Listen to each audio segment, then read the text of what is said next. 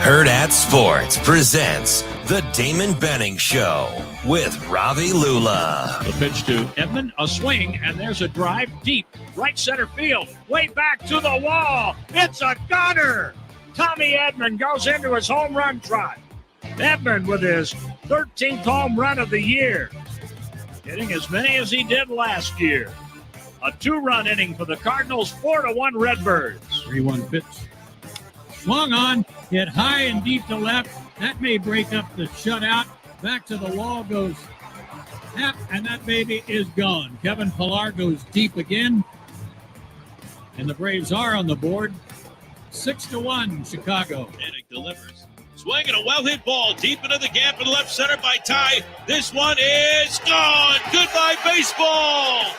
Ty France into the pen in left center field. His 11th home run of the year. Trots around the bases with the Mariners' 6th run of the night. It's now the Mariners' 6th and the Astros 1. Freddie swings and he drills one deep to right center field. This ball's back, headed for the wall. It is gone into the bullpen. A home run for Freddie Freeman.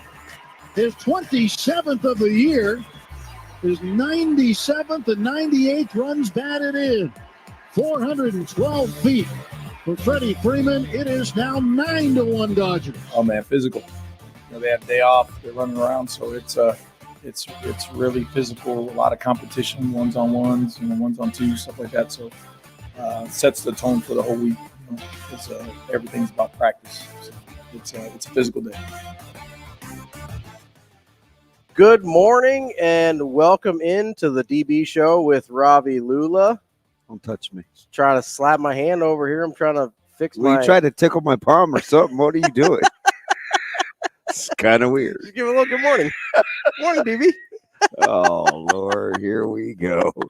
Just flipping got started. Well, I'm over here, and the one thing that I love about being here at Hurrdat Sports Bar and Grill is they have so many other events here, right? You can do other, you can go see other things. You can come see the Breakfast Blitz with us on Friday. Yeah, come eat. Let's hang out and talk Michigan. Watch me destroy an unholy amount of bacon during the show. Not gonna lie, the bacon it's top tier. The bacon's really good. It's top tier. I just got a whole plate Bacon. mid-show last week and just piled it on. Yeah. Sauter was disturbed. So I felt like he was being a little judgy. Oh, he was for sure. I mean, He was like, I know you're a big guy, but damn, that's yeah, a lot like of bacon. the subtle pot shot.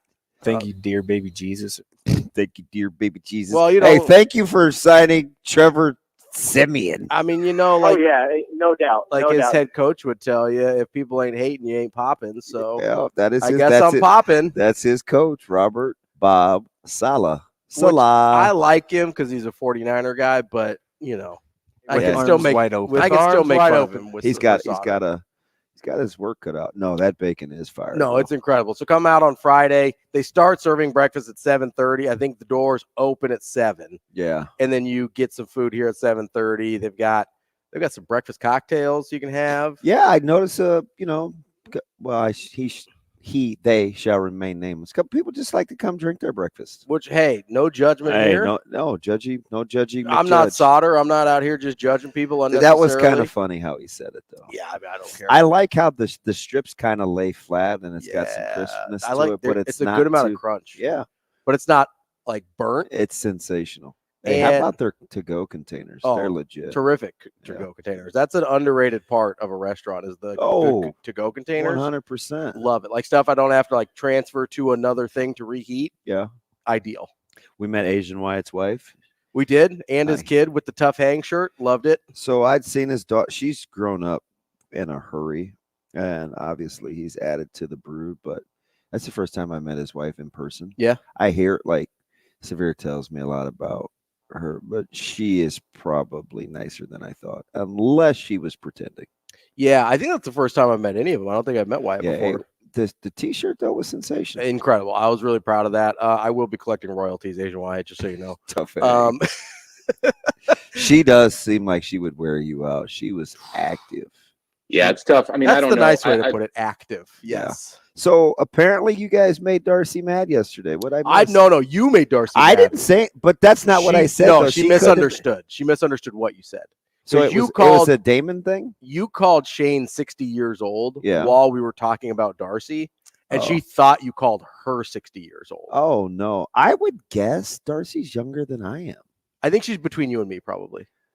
Those used to be Hallmark greeting cards. Between you and me? Yeah, they had like water splash. They were I've told the story. They were really good. I used to be a Hallmark guy when I was younger. I was a big card guy. I used to get people cards for everything. I know, and you would mess up the events on purpose. Yeah, because I thought it was really funny. My birthday, and you'd say happy bar mitzvah. Yeah. Is it happy, or what do you say? I think it's happy bar mitzvah. Not that you would know. Or I'd say like congratulations on your christening, or like stuff like that. I just thought it was funny. But then I'd write a real nice like heartfelt note inside. Congratulations to you blowing a 6-run lead when you're trying to make the playoffs. Yeah, I did not send that to any Cubs fans. I'll be honest, I checked out on baseball a little bit. No, that's a shame. You're going to have to check back in. No, I'll check back in for the playoffs, but I needed a little break after starts October 3rd, maybe? Yeah, after the Red Sox collapsed. Yeah. I needed They almost came back last night after spotting the Rays 7 and runs. they're still not going to finish above 500. Yeah, I know. It's not a good baseball team. I needed a little break because they were in kind of wild card contention, and then they just pooed all over themselves. They pooed? All over themselves. Oh, that's not good. My man Corey Seager got hurt last night. Ooh, that's not good. That was a forearm shot. Hopefully he'll be okay. Yeah, if you get like the meaty part of the forearm, you should be all right. I didn't hear it, so I don't know if it sounded like the slap of the meat, but sometimes that's you want it to slap more than crunch. Yes, if it crunches, you're in trouble. Yes, your team slap when you get hit with a baseball. Yeah, you want it to hit like a fleshy area rather than a bony area, because you get in trouble. The Reds the Rangers are trying to hang in there, just hanging around. I would say your Mariners might be in a little trouble. No. So they're just a half game out. I know, but they haven't been playing great baseball. I know they needed So Kirby, the vacuum cleaner, saved the day last night, and need him to do work again. I think he got Javier last night. But how about? See, this is sneaky. Shane, we have BC today, correct? Yeah, 8:00. Yeah, that's part of the lineup. So his Twinks are like, there are two. I don't know if you could say that. Yeah, the Twinkies. The Twinkies. No, like the Minnesota Twinkies. Yeah, the Twins. You can't say that? I don't know. Well, let's not draw attention to it. Well, I didn't mean any. I just, Yeah, you just didn't finish the word. Twinkies. The Minnesota Twinkies. Oh, I feel like you're covering for me. I'm trying. Is that? I don't do know. We have to revisit that? I don't know. Oh, now you 1, 2, 3, 4, 5. PF. You pleading the what? I don't know. I think there's I don't know. There's other connotations Guess to that what, though? word. I'm not playing that game. I'm just saying. Nah, man. I'm trying to keep you out of trouble. Nah, you can go on somewhere with that. That's not my owner. That's not me owner. Nah. Minnesota Twinkies. There we go. The Twins. I'm not playing that game. They've been around a lot longer than people have had hurt feelings. I didn't mean anything by it. I know.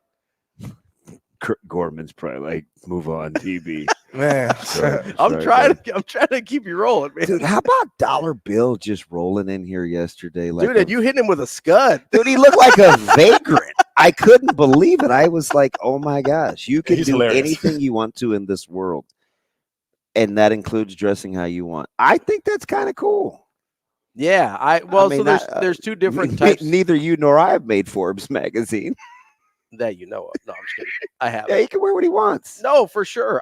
There's like two different types of people when they get to that point in life where they can kind of like do what they want. Yeah. It is the people that like I would probably wear suits every day because I love suits. Yeah.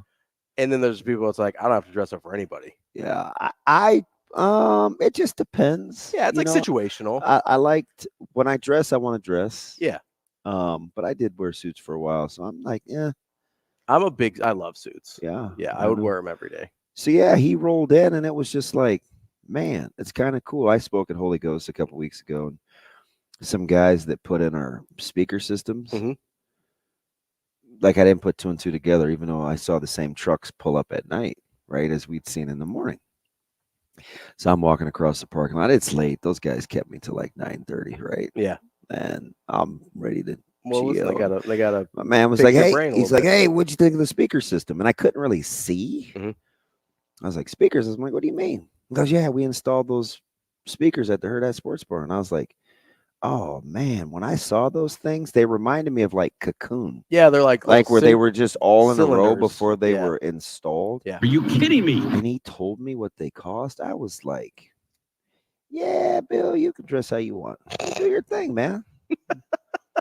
You want to let your hair grow out, let it grow out. You want to have the nice high and tight fade, you do that." Like, because in just however long we've been here, he's gone through a lot of stages. Well, so I actually, the first time I met him, I didn't know who he was. Were you afraid? No, because he had followed me on Twitter, and so I was looking at his Twitter profile picture, which looks different than how he looks now. He's got like the very like short hair. He's wearing like a dress shirt. It's very like professional look, and he dresses more casual a lot of times now. That's what I'm gonna say, casual. I'm not gonna throw vagrant at him like DB did.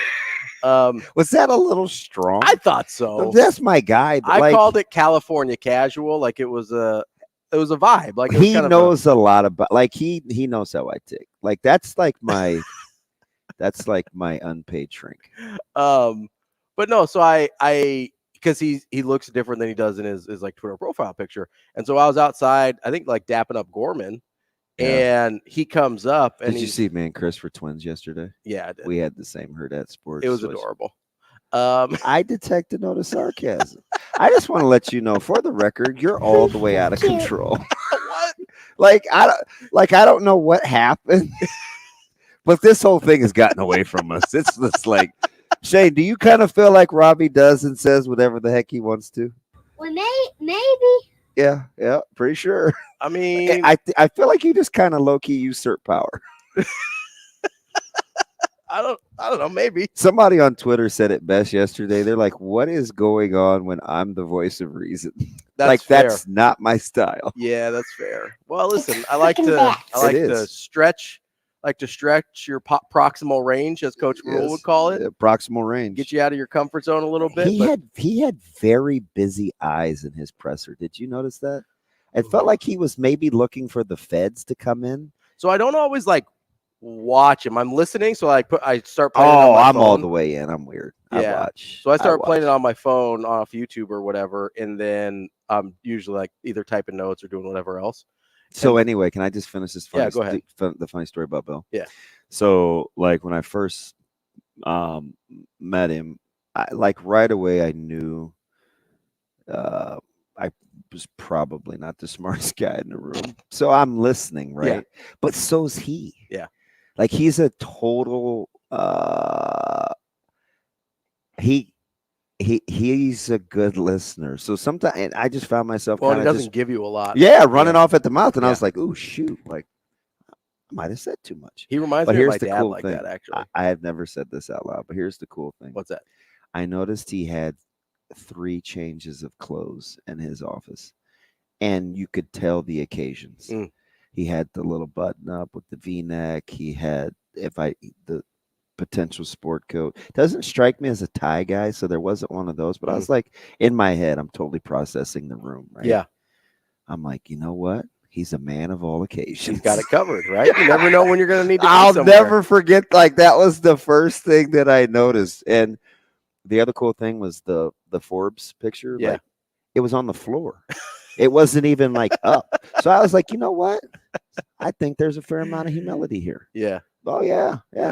No, I'm the dude that's totally casing the room when I walk in. Oh yeah, you're trying to get as much information as you can. Yeah, 100%. No, he reminds me of my dad, where he'll let you talk. I know. You have to be careful. He'll just let you talk, and he'll find out everything he needs to know. Yeah. Like my dad used to tell me, people will let you know 90% of what you need to know if you just listen. Yeah, if you don't interrupt them, they'll just keep going. I worked for a guy. He's my good friend. We were gonna get together this week.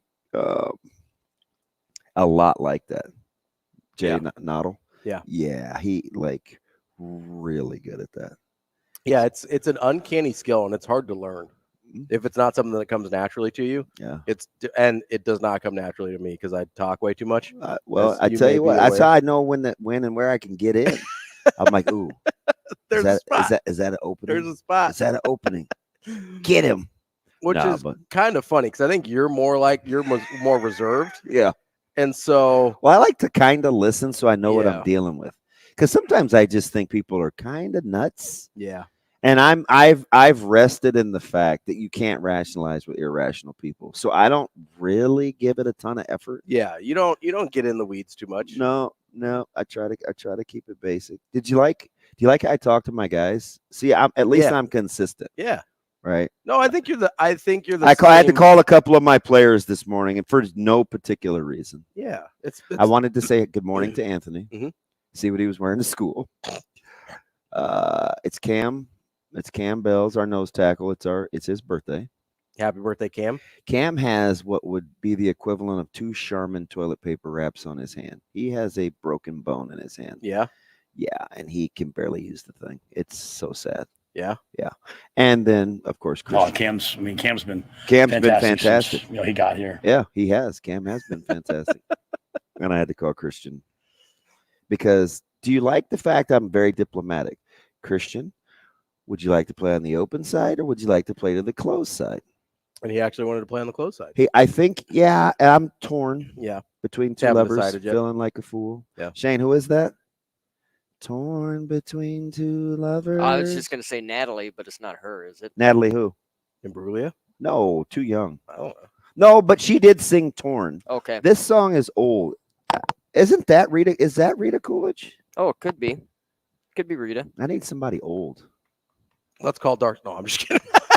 Oh. I'm telling. Like she's not listening. Come on. She might be getting the girls ready for school. Well, she did. She was listening to the pod yesterday because she hit us on Twitter at like in the mid-afternoon, and I was like, "Oh, DB's in trouble." It wasn't DB. No, it actually was though. That's a lie. It was a misunderstanding. Anyway, so back to the sheepish eyes. Go check that out. They were very what I would call darty. Okay. Very darty eyes. So I just wondered what was going on. Maybe he had a lot on his mind. And then I listened to the sweet dulcet tones of one Tony White. You know, it might be honestly, it might, he talked about the other day how he like deals with some anxiety. Like I feel like I get that way a little bit when I'm having like an anxiety thing. Like I get real. You know what? He really does though. No, but like he's being 100% honest. So like maybe he was having like a high anxiety day and he kind of was like, because I get twitchy's the wrong word, but like hyper observant of things when I'm having a bad anxiety day. So maybe that's what was going on. So like I know students and stuff that are like on IEPs or 504s. And I'm not going to kid you. Sometimes I feel like asking if they have any medication. I know that would be frowned upon. And I don't know that that's strictly legal, as they say. DB. But it does cross my mind because sometimes I feel like I just need to like. I mean, I go through you go through your own stuff. Yeah. You know what I mean? Yeah. It's like, wow, I have to be around young people. You want to help me out? You could just like go on the internet. You can? Legally. You can go on. They have doctors that will prescribe you. Without ever meeting me? Yeah. They just have you like fill out a questionnaire and stuff. And I could definitely do that. That's what I mean. Yeah. Do I have to like give them information? Well, yeah, that's kind of part of the deal. Yeah, I don't know about that. What information you don't want to give them? Like where you live? Like they gotta ship you the stuff. My name, my address. You do need that. That's a deal breaker there. Could I go incognito? What do you think? Kind of hidden. If you want to do it legally, no. Yeah, I'm not into breaking the law. Yeah, so they like to, prescribing medication to people that they don't know who they are is not like strictly. Don't you feel sometimes I need to slow down?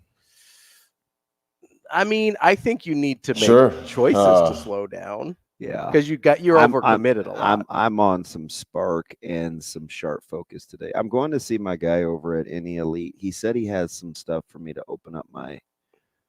I need to open up my capillaries a little bit, blood flow. Okay. A little oxygen type stuff. All right. So let's like a nitric oxygen deal. Kinda like that usually opens up the blood vessels. Hey Shane, what's my friend's name? Jay Terry. No, I do like Jay Terry is great though. Jay Terry's got my shoe game right. Yeah. Yes, he's the head equipment manager. Ooh, okay. Yeah, he's the deal. Why is Jay Terry in the system? That's funny. Do you know where we got that cut from? Lincoln 2. Is that Frost? That sounded like Frost, yeah. Yeah, see, I don't hear that well sometimes. Which is different than listening, hearing and listening. Might have exaggerated puking a little bit. I see what you're doing, and I'm just gonna let you know I don't like it. What'd I do? I see what you're trying to do. I feel like that was not a subtle pot shot. It's a little snarky. Okay, that's what we're on. I just want to know the rules. I'll play the game. I just want to know the rules. I'm just out here doing stuff. Yeah. I don't really have a plan. Hey, You in a good mood or what? yes, I am. Shane, can you play Coach Rhule talking about Tony White and the pause that I would like to give Tony White when people ask me about Tony White? Oh, wow. I think Tony's fantastic. Thank you. Like that was, I think, the most honest answer I've ever heard out of a head coach ever, because it's not just what he says, right? Yeah. But it's the manner in which he says it. He didn't like couch it. He didn't show restraint. It was like pure admiration. Yeah. Hey, DB, how do you feel about Tony White? Oh, wow. I think Tony's fantastic. Oh, wow. Yeah. It's like if you had a celebrity crush and you got to meet them, you'd be like, oh, wow. Now Greg did overdo it last week with me sending him flowers, but I turned around and listened to Sharpie last night with Evan Cooper. And while they're vastly different in their deliveries, my affinity is about the same. Well, I'm fed up with White and Coop. Yes. Yeah. No, they are very different deliveries. Fire and ice. I also feel like at their core, they're probably pretty similar. Yeah. Teachers. Yeah. That dude's a baller. And it just is, it's hidden under very different personalities. Yeah, we have such a thing here with our fan base that we're already worrying about how we're going to keep Tony White. I'm like, relax. I mean, we kind of should be a little bit. No, And I'm going to get there in a bad humor, period. You keep the Brinks on standby and keep winning. Yeah. Yeah. Get some wins and pay that man. Yeah. Much like John Malkovich would say, pays that man his money. Chick. All night. Pays that man his money. No. He didn't even flop the nut straight either. That's the thing. No, he didn't. Good movie, though. Yeah. I'll mess with Rounders. Do you know I didn't see that until at least Shane was that my nuts. Exactly. Oh, wow. I didn't see that movie in its entirety till probably 2016, 2017. That's pretty late. I was being ridiculed for not knowing any of the lines. So I sucked it up and watched it. And I was not blown away. I mean, it's okay. It was rather depressing. Oh, yeah. It's a downer. Yeah. And like, why couldn't he get the girl? I don't know. Well, he was a terrible decision maker, but still. He was one of those self-sabotagers for sure. He just is going to roll to Vegas and leave her there? Apparently, man, he's got to go play in the World Series of Poker. He touched it. She was good for him. That thing wet. Yeah. That thing wet. Yes, it is. You know, we do have a lineup to get to real quick before we end the first segment. Brian Christopherson coming up at 8 o'clock. Andy Kendeigh. Okay, fine. We'll talk Twins. From 8:30 or the Twins. Twinkies. Or the Twinkies is fine. Lindsey Nementz from Team Jack Foundation will join us at 8:45. Hi, Linz. And then Avarie Howard, Hurrdat Sports Own, will wrap up the show with us at 9:45. I feel like we just talked to Avery. Yeah, but not on air. Not a good point. We have more of Benning and Lulla coming up next on Hurrdat Sports Radio.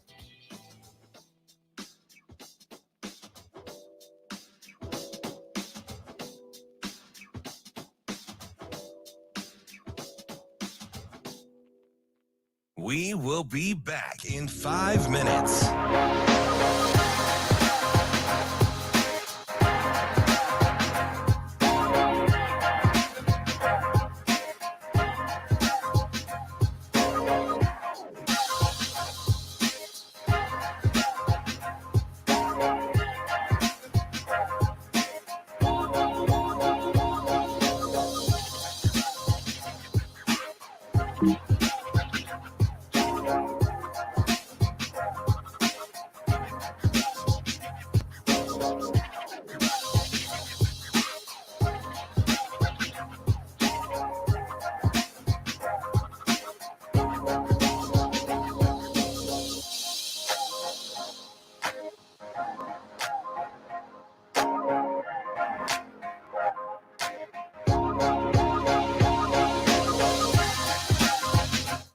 will be back in 4 minutes.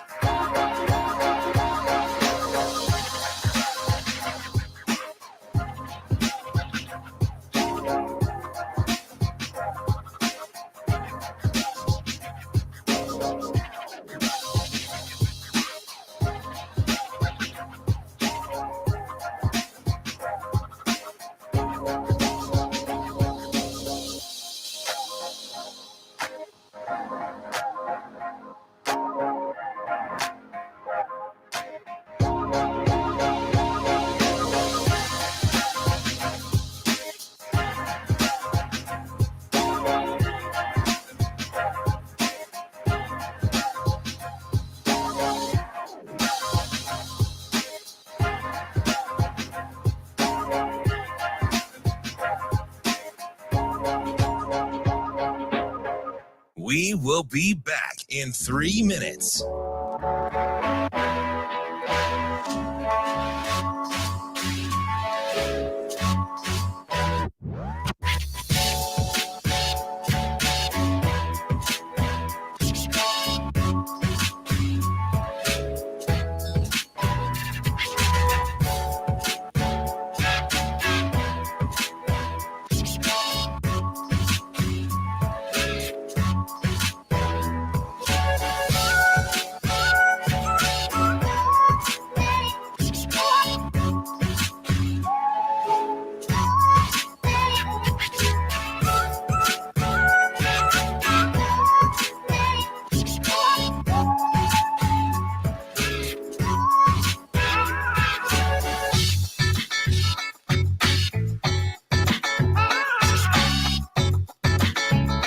We will be back in 2 minutes.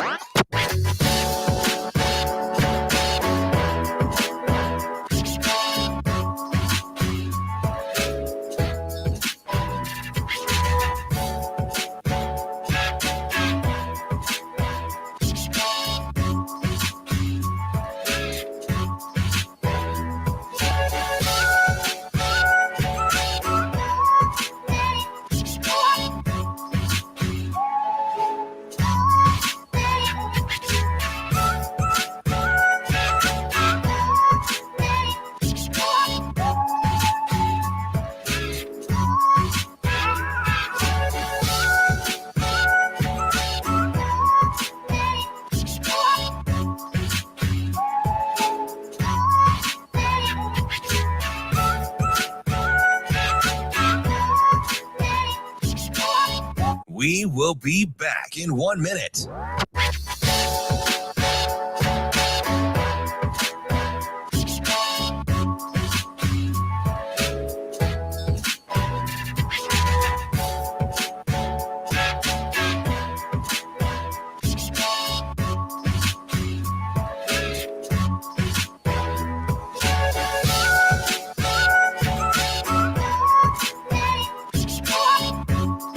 We will be back in 30 seconds.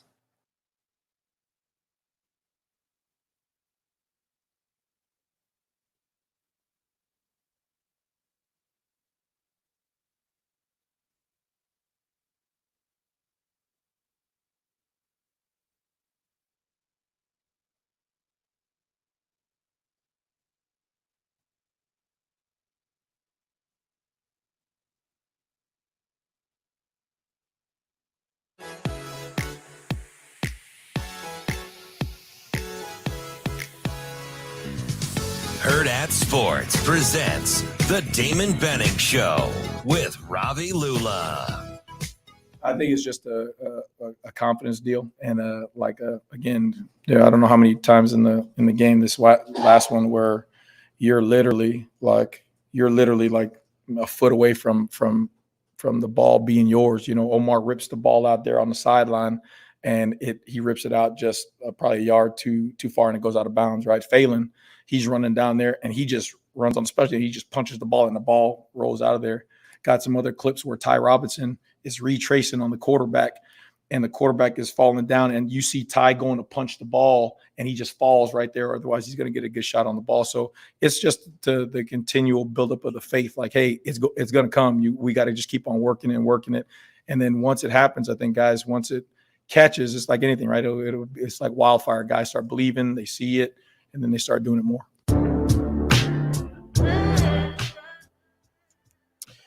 When I'm with you. See, all the going off the rails isn't all my fault. Yes, it is. No. Shane, who is this? This is the SZA lady, right? SZA? Did I say that? You know how everybody just goes with the Z now, like the zone. Yeah, I don't know that. You want to say Dazin so bad, don't you, for boxing? Shane, by the way, do we have a box? Doesn't? I set you up with a boxing guy for Friday. Did you? That's nice. So we get to talk Charlo and Alvarez? If you want to. Hello, friend. Hello, friend. As we welcome everybody out there in the Tri-Cities and ESPN 590. I shouldn't just ask him about Bud Crawford the whole time. Yeah, let's try to broaden our horizons. Okay, fine. If you make me. But let's try to broaden our horizons. I am going to ask him about Bud a little bit. Bud all the time. Listen. Yes. Yes. Who else are we? How else do people hear us? You can hit us up on Twitter, YouTube. We're streaming the show live as always. As Damon mentioned, AM 590 ESPN Omaha, ESPN Tri-Cities. You can get us wherever you listen to your podcasts. We get those things up as quick as we can. Lots of ways to get in touch. We don't. Well, yeah, not us personally. I meant more like the collective we at Hurrdat Sports. Yeah. Get them up as soon as possible. You can also hit us up 888-638-4876 as Jack has done on the Warhorse Sportsbook hotline. Jack, what's going on? Cactus Jack, what's up, buddy? Oh, man, I tell you, DB, since we're kindred souls, I do have to ask you 2 or 3 questions. Okay, no problem. One, and they come from the I don't understand department. All right. Full disclosure. What is Mr. Albano's kind of struggled this year? Yes, he has. I know he's going to be a great kicker. Mm-hmm. But is the moment just a little bit too big for him right now? So here's the thing. I think let me answer that one first, and then you just go rapid fire. I think for him, he's trying to be too finite. Like he's kind of a perfectionist, a little closer to OCD than not. He's just got to let it rip. He's plenty good enough. Oh, I know he's good enough. He's just got to make them. Yeah. We're going to be in games. We're going to be in games this year. The 2 field goals is going to be the difference. Yep. And he's got to start making them, or we got to do something there because it's, yes, sir. And give him a chance to get regrouped or whatever. My second question is this: Malachi Coleman, if he plays another down, he's burned his red shirt. Yeah. He's in for like 5 plays a game, and they don't ever throw him the damn ball. So again, get it to him. So what is the purpose of burning his red shirt for absolutely nothing? So here's the deal. I don't listen, like it, love it, agree. I don't know, Jack, if you're gonna love this answer, but Coach, they're going to play guys if they can help them win. I just don't think they're worried about red shirts. I don't. They recruit big numbers. They develop big numbers. They're going to try to do their best to get guys on the field that can help them win. And I don't know why they haven't thrown them the ball, but Jack, I said this last night on Big Red Wrap-Up. I don't know if you agree or not, but I think we're talking entirely too much about wide receivers not getting open and not enough about quarterbacks simply not getting them the ball. Because guys are open, Jack. We missed the 3-shot plays against Minnesota. We missed 3 against Colorado. We had Tommy Hill running wide open against Northern Illinois, and we had guys open Saturday. So I think the receivers are going to be fine. It's not much to do about nothing because we do need a little more depth, but we got to throw the guys the ball. Yeah, I agree. You can see even on TV, and I'm sure you can see it more from the press box, but even on TV, you can see guys running wide open. Yeah. It's just it is the thing. Okay, here's my final one. Okay, I got you. Listening to another podcast from some former Lincoln Star gentlemen. Okay. And I respect their opinions. Okay. The question was asked, why doesn't Nebraska offer the Rizak kit? Uh-huh. And the answer was, well, you can't take 2 freshman quarterbacks in the same class. And I thought, why? Oh. Georgia did it, and they're both top 10s. Yeah. Yep. I don't understand that answer at all. Hey, take them both. Get them both in there. Probably the one that comes in second is going to transfer, but at least you know you got the right one. Yeah, Jack. The music. Right. I appreciate it. Thanks for the call. Jack that's my guy. Terrific accent. Primarily because of his accent. Yeah, incredible. That's like deep Texas? And I think Shane, he told us he's originally from here, right? And he moved. Incredible accent though. Or vice versa. Would you like to take the reason? No, here, let me.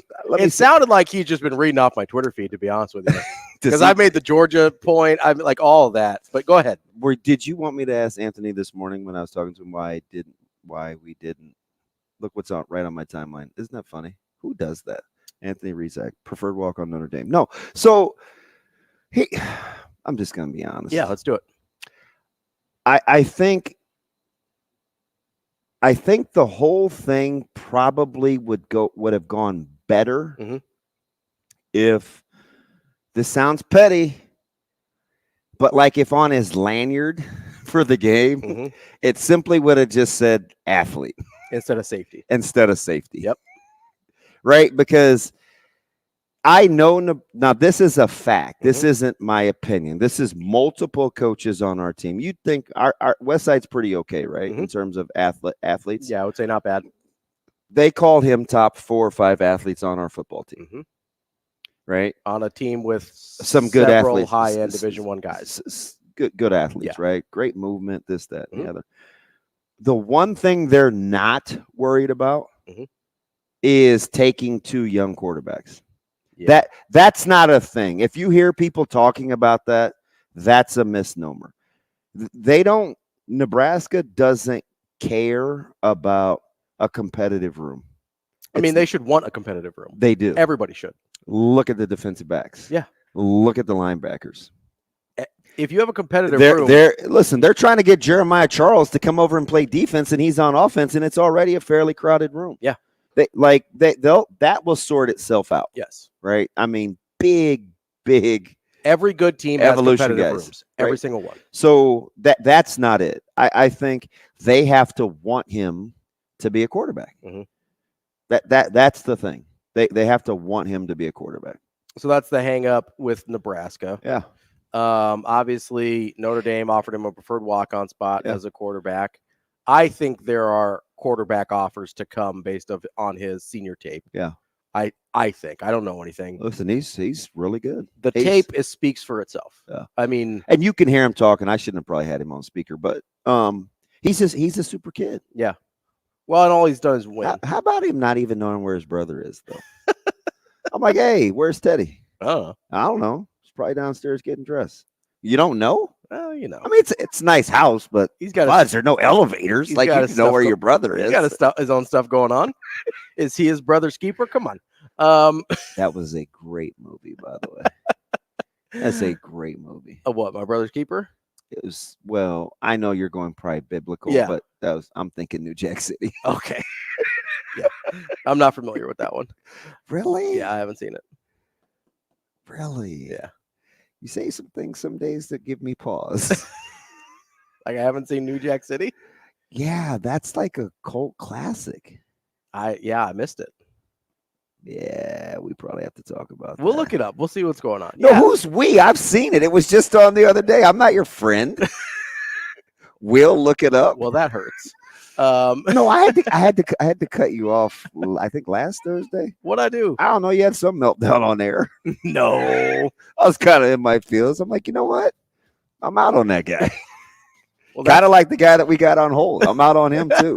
Well, we'll talk to Michigan Lance coming up. It must be Michigan week. I mean, he calls every week. It's not like this is. He's been teaching, so he's in the building. So he can't just be all belligerent on air.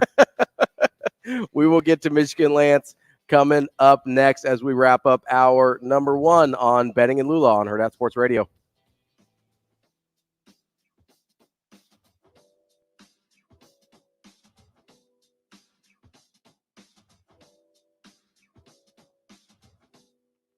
The show will be back in 4 minutes.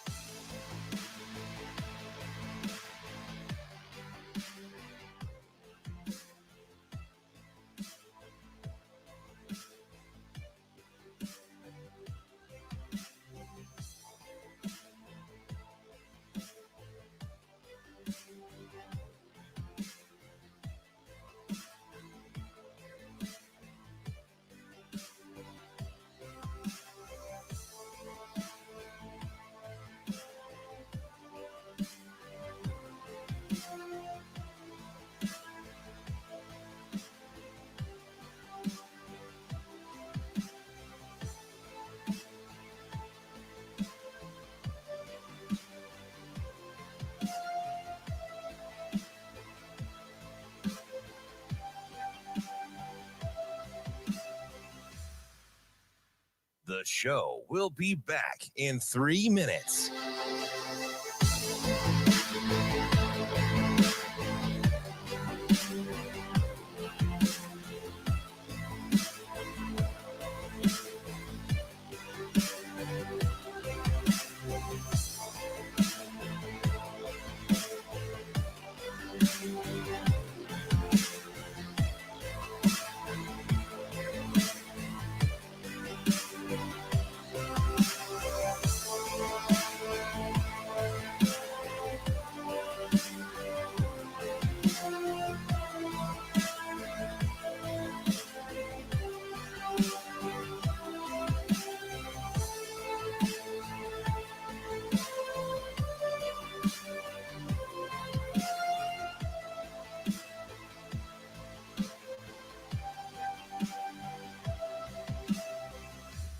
The show will be back in 2 minutes.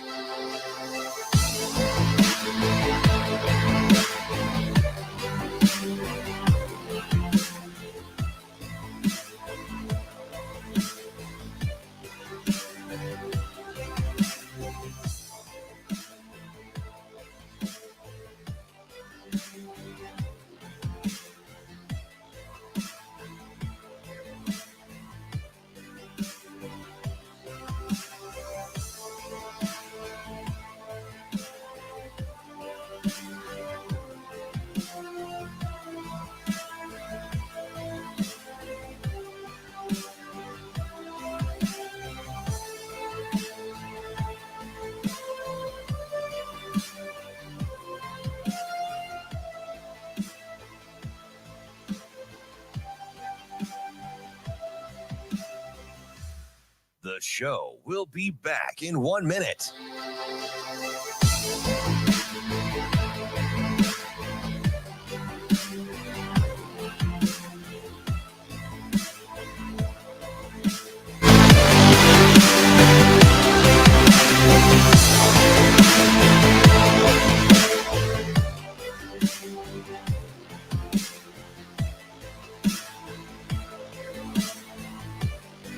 The show will be back in 30 seconds.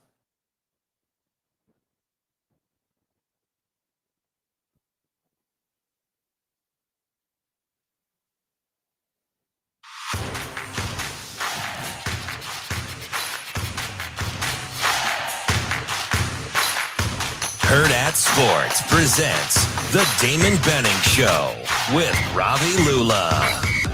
Yeah, they're good. I mean, they're an NFL. You know, he's got an NFL approach. He's blue collar, physical, tough. I mean, you see elements in that in everything. Special teams, offense, defense. You see that in the recruiting. You see that everywhere. And so, I mean, it's a program. You know, it's a winning program.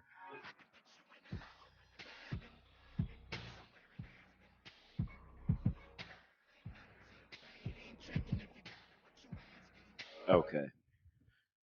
Just rocking some T-Pain. Why, Shane? Why? Of all the stuff we could have commandeered, we go with T-Pain. Love T-Pain. Let's do it. More T-Pain. Let's go more T-Pain. Okay. Less. You're already just about out of the family. Okay, tell your mom that. Good luck. She'll be like, "No, Damon, we like." Although Ravi." she would probably be disappointed you haven't seen New Jack City. Probably, but she'd be like, "Ravi, why don't you come here? We'll watch it." Wow. T-Pain. Ravi here for T-Pain. Well, Really? listen, I'm Really? not saying it's good music, but It's not. No, listen, hear me out. Okay. I can put you in a log cabin somewhere in Aspen. It was very popular during a formative time in my life. I know what it is. It was Aspen, right? That's for you bougie folks. You know, I've never actually been skiing. I'm not a your skiing gas guy. is like $5.12 a gallon. I'm not a skiing guy. I'm like a chill in the ski lodge guy. Oh, of course. I'm not like trying to go downhill. You know what I'm saying? With a little hot cocoa and some. What would you put in your hot cocoa? Some Grand Mal, some 151. Some what are we doing? Ooh, I mean, some cinnamon schnapps. So your classic is like like the leftover milk cereal. Cinnamon Toast Crunch. What's that? Come on, it comes in a white. Rum chata.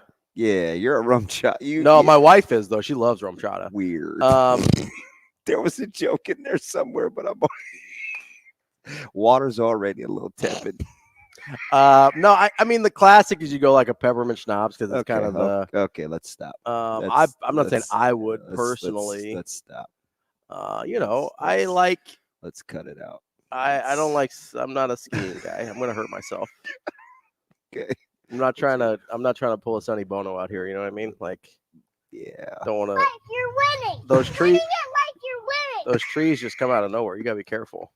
If something like that did happen to you though, and you had a personal injury, you got to call our guys at Dire Law. Well, it depends. Is it my fault or theirs? Well, they'll help you find out. They'll help you figure it out. They'll do some digging, won't they? You covered at the Dire Law team. You can count on them, and you can call them 402-393-7529 or visit them online dyer.law. No rum chata though. No, like it's not my go-to.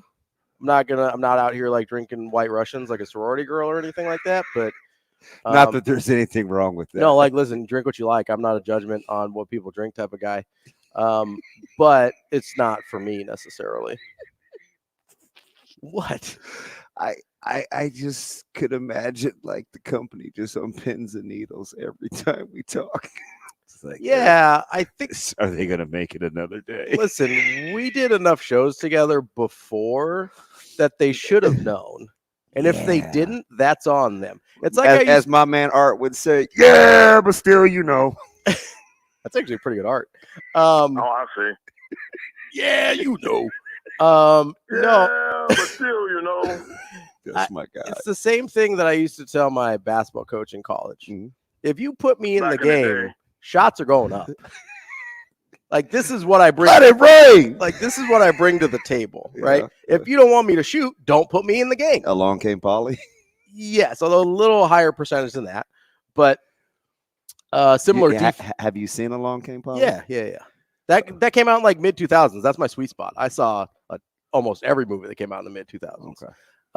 But no, it's you put me in the game, shots are going up. Like you have to know what to expect here. Just like when you go to Michigan Lance on the phone line, brace yourself. The Warhorse Sportsbook phone line. Michigan Lance is getting shots up as well. Lance, what do you got for us? Shots fired. Oh no, man. I mean, we'll get to that later in the week. You guys are a non-factor. There's no reason to go there. Whoa! You guys is in Nebraska. Yes. You guys. And you guys are non-factor. Did he just people us? I'm just saying, like, I know DB is giving y'all hope. I think it's going to be close. It probably will be close. I mean, listen. Win. Now, listen. I'm not Jesse Jackson. I didn't say anything about hope. What I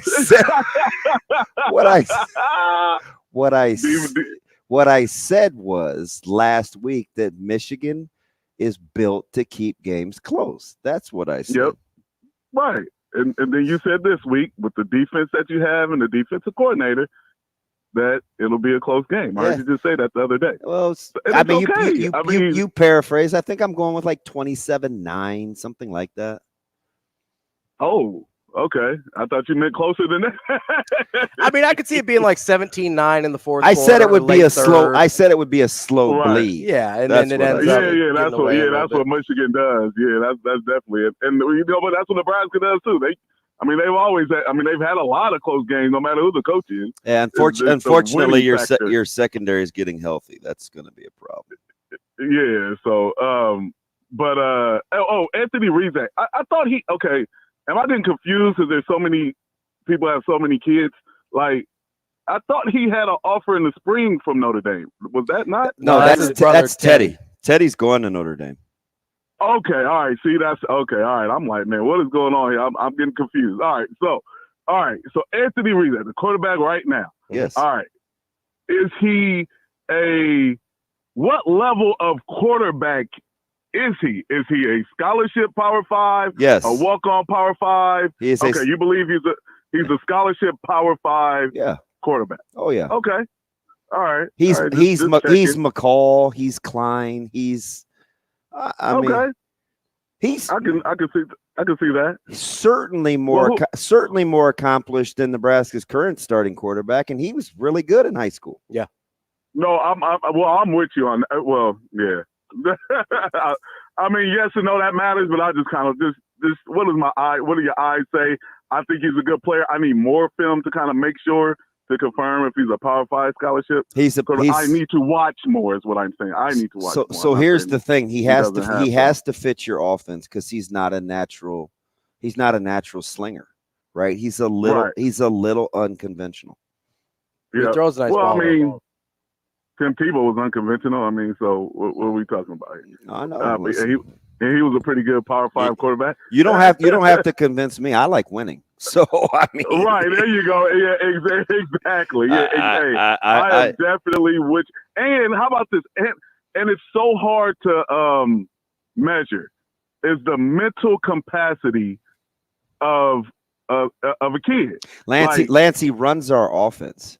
We run power read, we run zone read, we run 20 personnel. He runs it all. It's unbelievable. Yeah, I'm not talking about his aptitude. I'm sure he's smart. No. Listen to what I'm telling. Right. Listen to what I'm telling. Okay. Yeah, please.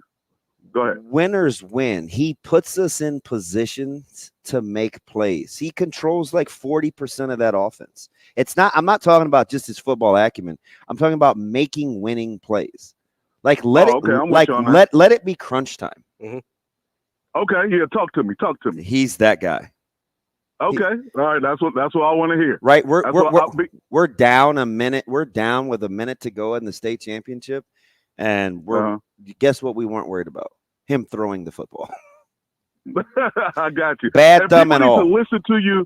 People need to listen to you when you say that because there's a top quarterback in the Jacksonville area that has struggled against other top talented teams. Yeah, and it's his turn to be the guy. You know what I mean? Like he's been the guy before, but he's been led by other, and he's a great player, but he's been led by other great older players. Yeah. Well, now since he's taken over.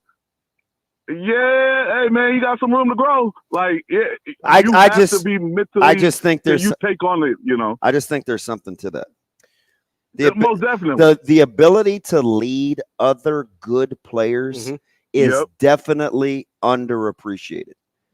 And how about this? And let's say Caleb Benning, and the ability to step up when there's other great competition to say, hey, I'm the man. Yeah, they're saying you're the man, or we're equally the man, or we both have Power 5. Like Caleb Benning showed against WS. No, I'm the best Power 5 player on the field. That matters. Zero. So whether you're a quarterback or a lineman, or when it's your time to step up against the so-called top dog, whoever that is, are you meeting them with force? Are you saying, hey, I accept this challenge and I'm going to come out on top? Yeah, I'm the guy. I just see that's hard to measure sometimes too. I have no problems putting my reputation on the line for Anthony Rizak. Zero. Because I know he's going to figure it out. I mean, I don't. You want him to go train. You don't you want. say You that want. about everybody. I don't. Yeah. That's the thing. Yeah, you don't say that about everybody. Like, I won't be disparaging, but I won't go out of my way to say something about somebody I don't believe. Right. Right. Like, yep. You want him to go get in the lab and work on his mechanics? He absolutely will. Done. It's done. He doesn't need a babysitter. That dude is a winner. And Ravi, this is what I want you to be careful of as well. All right. When you talk about Prime or Harbaugh, where you see like duality personalities, hey, at least they're showing you on the front end, right? What I don't like is the guy that's selling me something to my face, but then doing something else when we don't see. Hey, that that's totally a lot fair. in coaching. I don't like that either. Happens a lot in coaching. No, you're you know right. What I mean, you're right. So beware. Don't call out Prime and Harbaugh because they're showing you two different things, but getting to a certain point because a lot of coaches, hey man, pull wool over our eyes. Hey, Lance, that's totally fair. I just want the guy who's the same all the time. Is that too much to ask? Not just with coaches, just all the time. I just want the guy that's the same all the time. We almost went 40 minutes without you talking about it. Coming up next, we've got Brian Christopherson, Husker 24/7. The show will be back in 4 minutes.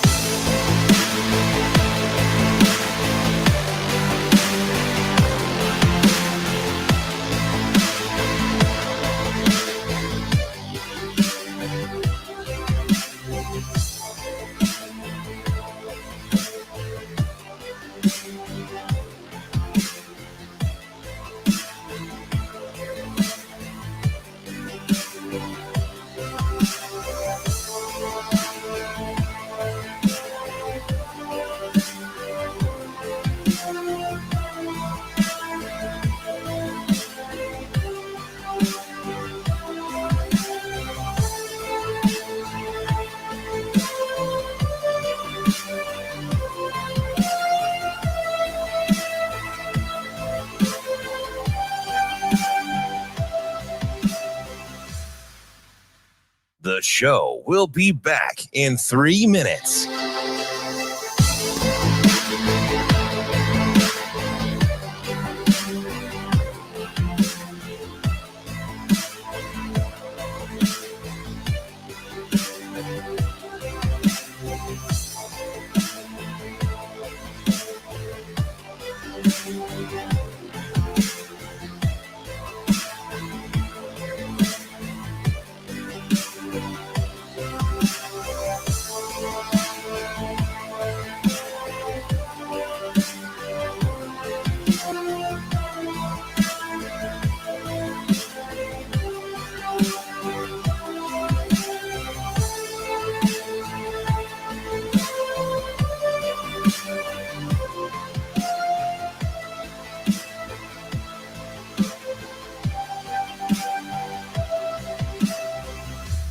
The show will be back in 2 minutes.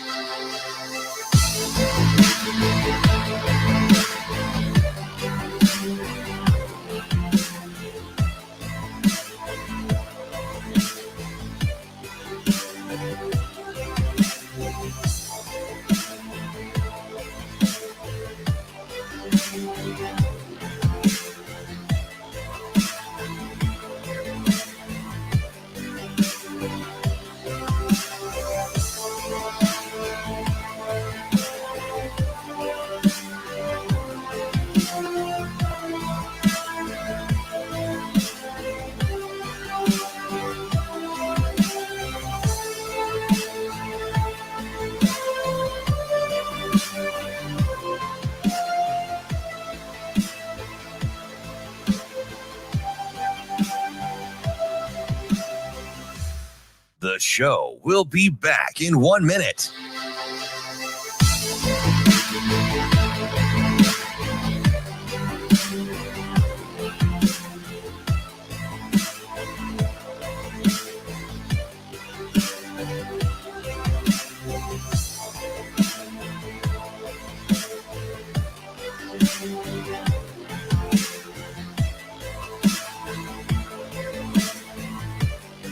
The show will be back in 30 seconds.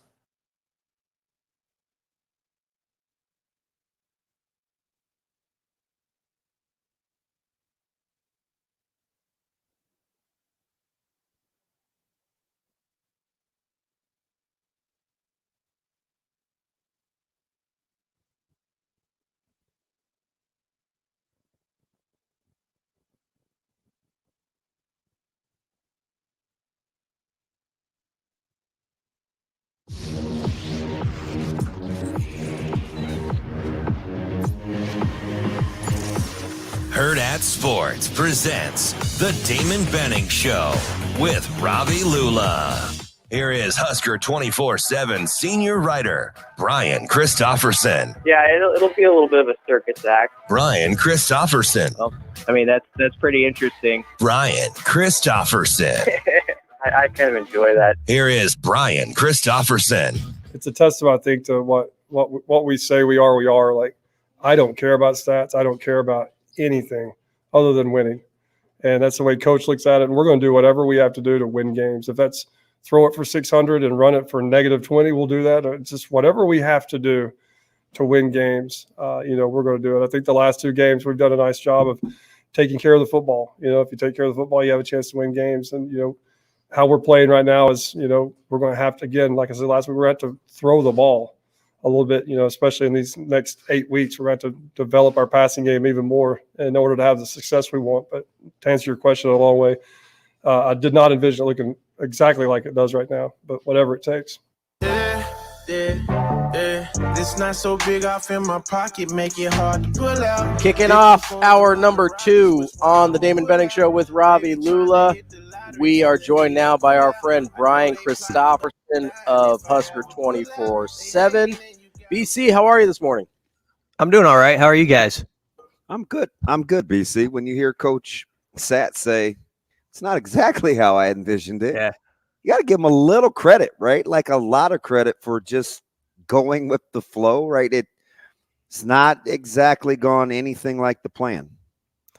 Yeah. Have you had some people try to gas up some hot Satterfield takes already? Like, oh yeah. Okay. Yeah. It's like hot take week, right? Yeah. I'm not in that crowd in part because of what's happening there. I do feel like, one thing I think is a nice thing about this staff that you're seeing is they're not too proud to go in some directions, veer off into places they've never even been before. And you hear Rhule up there this week talking about like Ron Brown's 40-41 pitch play, that they threw in there. And just like, Satterfield right away, Ron Brown, we're talking option with him. I know they've talked about it with Coach Osborne and Crouch and all those guys who've been a part of that. So, they're willing to bend their ear and hear what people have to say for what can fit their personnel at this moment. And I think with the personnel they have, as they still are searching, especially on the perimeter, for some downfield weapons in the passing game, some of this old school option stuff and your I formation, that's their best stuff they can put on the table right now. BC, how unusual is it, I guess, in your experience, that an offensive coordinator is willing to sort of toss everything they've done before? Because OCs especially seem pretty rigid in their system and their scheme. And Satterfield's just like, well, I guess we're an option team now. Like, that seems kind of crazy when you say it out loud. But I mean, have you noticed, is that like, how unusual is that really?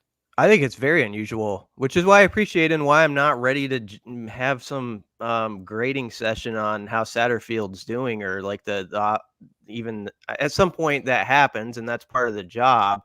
But it hasn't been the easiest hand they've been dealt. And I know I don't want to be the excuse maker for him, but when you think about, okay, if there's one criticism to be made, and I understand it, it's that, okay, you brought in your quarterback, Jeff Sims, and that didn't look too hot the first 2 games. Like, that's a critique that is valid and is going to be part of the conversation. But then he gets dinged up. You're bringing in a guy who hadn't started in Harburg a game, hadn't even played quarterback in a game until the mop-up duty in Boulder.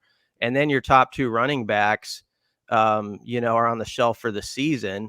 And so you're dealing with Anthony Grant, obviously has experience, but you can tell like he's learning still on passing situations and pass protection and some of what's required of him there.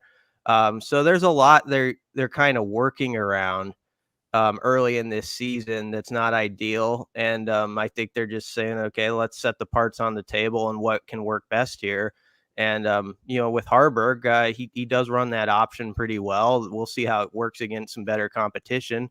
down the road, but it's been something that's been successful. So I appreciate them for, we'll listen to an idea here or there, and we'll put that out there. And if it works, maybe we'll stick with that. And that's something I think is a nice asset for a staff to have. BC, when you're taking a look at, do you, how do I want to say this? Like the comfort level, because I said this a couple of weeks ago, and it's becoming more evident when you listen to, like, let's say Tony White, and then you listen to Satterfield. It's easy to give them credit, but for almost vastly different reasons. One, White, it's more, hey, this is the plan, this is the concept, we're just teaching. Oh, cool. We love Tony White. Kind of what you're describing. Ooh, Satterfield, very flexible, able to kind of go with the flow. It kind of can evolve. Oh, that's kind of cool too, right? It seems like they're coming at it from two different vantage points, but it's still all about teaching. Yeah, that would be true. And it's about complementing the other side of the ball too. I think they're always thinking about the other unit they're working with, and there's a very team-oriented approach in that. So yeah, the teaching aspect's a big part of it. You know, there's some good stuff and bad stuff on the offense when you talk about it. Like I look at their rushing numbers, and if you had told me they'd be doing what they're doing per game running the ball, I would have said that's a big step up. Obviously, there's some inconsistencies at times. I do wonder if this group can line up and as we get into these Big Ten games, you know, grind out 4 yards here, 4 yards there. That's a big question to me. And it's going to be a very tough one to answer this week, perhaps. But I do appreciate for the situation they're in, how they're working the best they can, I think, to their personnel. And that's all you can do with whatever hand you get dealt. Is okay, this guy's out. What can work the best with the players that we have available to us? And I feel like that's what they're really trying to do on the offensive side of the ball. So I have some grace with what I'm seeing. I mean, it's 4 games into a 10-year, so you should anyway, but especially when I kind of think of some of the parts that are gone missing right now. We're talking with Brian Christopherson of Husker 24/7. BC, as far as the recruiting side of it goes, I know there's some visitors in town this weekend that have already committed. Any news in terms of guys that maybe aren't on the page yet that are coming in town this weekend, or is it mostly already committed guys? I need to get my head more around that list. Schaefer does such a good job with that. I'll be honest, Ravi, that, you know, I get so caught up in the team aspect. I don't want to talk about for sure who's coming and who's not. Now I know everybody's starting to like say, hey, I'll be there Saturday. What I do know is it should be a huge recruiting weekend, and you're going to get a good mix of guys who are already in the fold. And, you know, that's, I think, always useful if there's another guy or two who's still considering or whatever, when you have those guys who can push others along. And they're looking ahead to 25 in a big way. They have been already for the last few home games.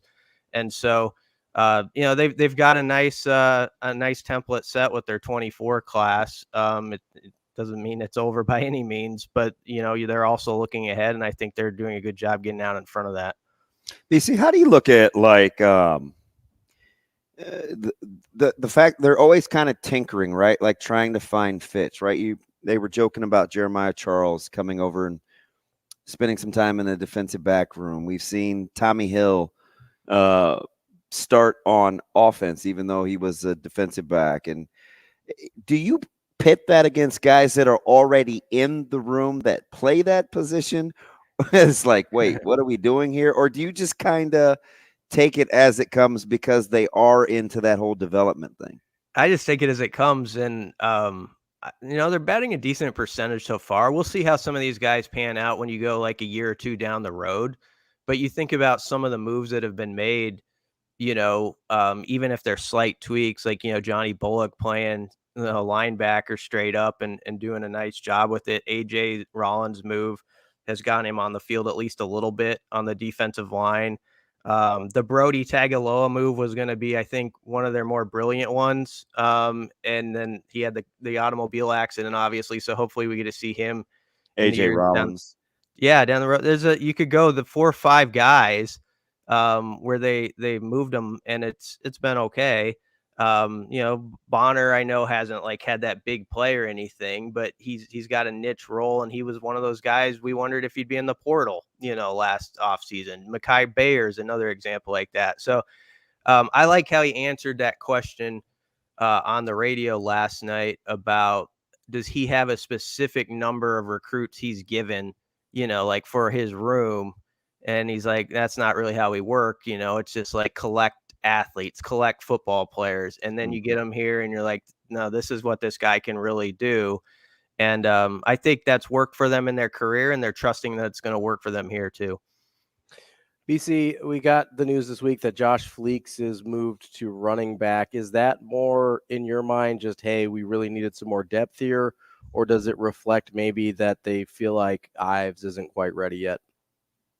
Possibly both. I mean, I think Ives has some work to do in some of those intricacies of the offense where, and this isn't a knock on him at all. It's just like, being a freshman trying to pick up stuff where like you can't get your quarterback killed on blitzing packages and things of that nature. Obviously, Fleeks is, I don't know how much he knows about all that stuff. I have a hard time right now.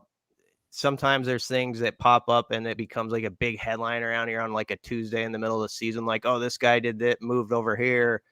And I'm kind of the skeptical sort that's ever going to matter. Like I'm always the type of personality where like, yeah, we'll see if that even is a storyline.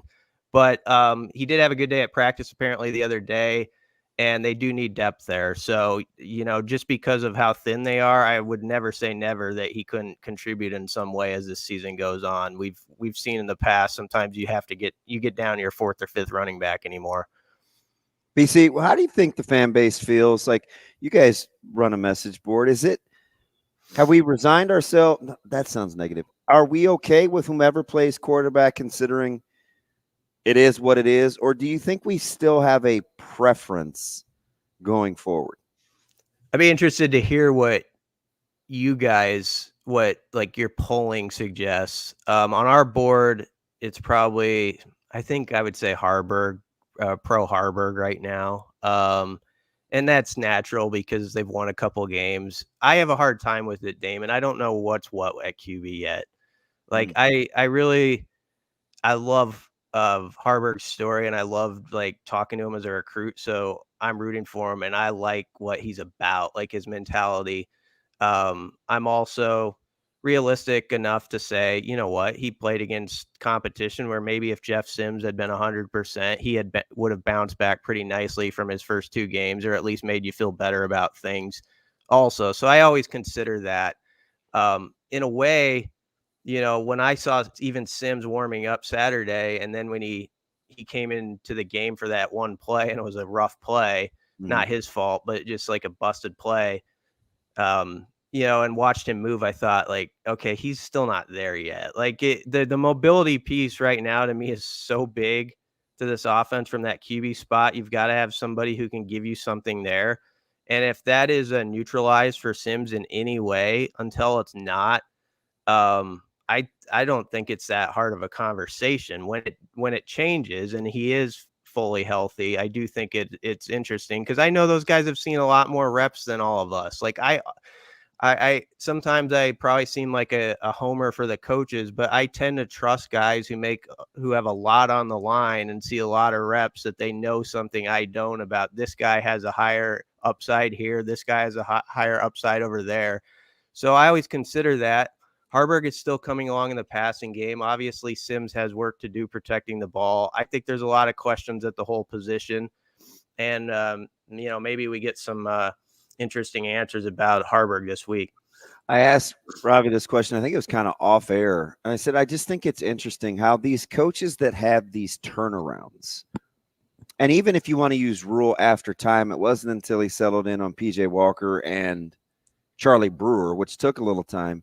It's almost crazy how, whether it's Sanders, he has Shador, Dickert has Ward. You almost can't associate any sort of turnarounds without talking quarterback, Nebraska's trying to be unconventional, at least in year one, with how they're attempting it.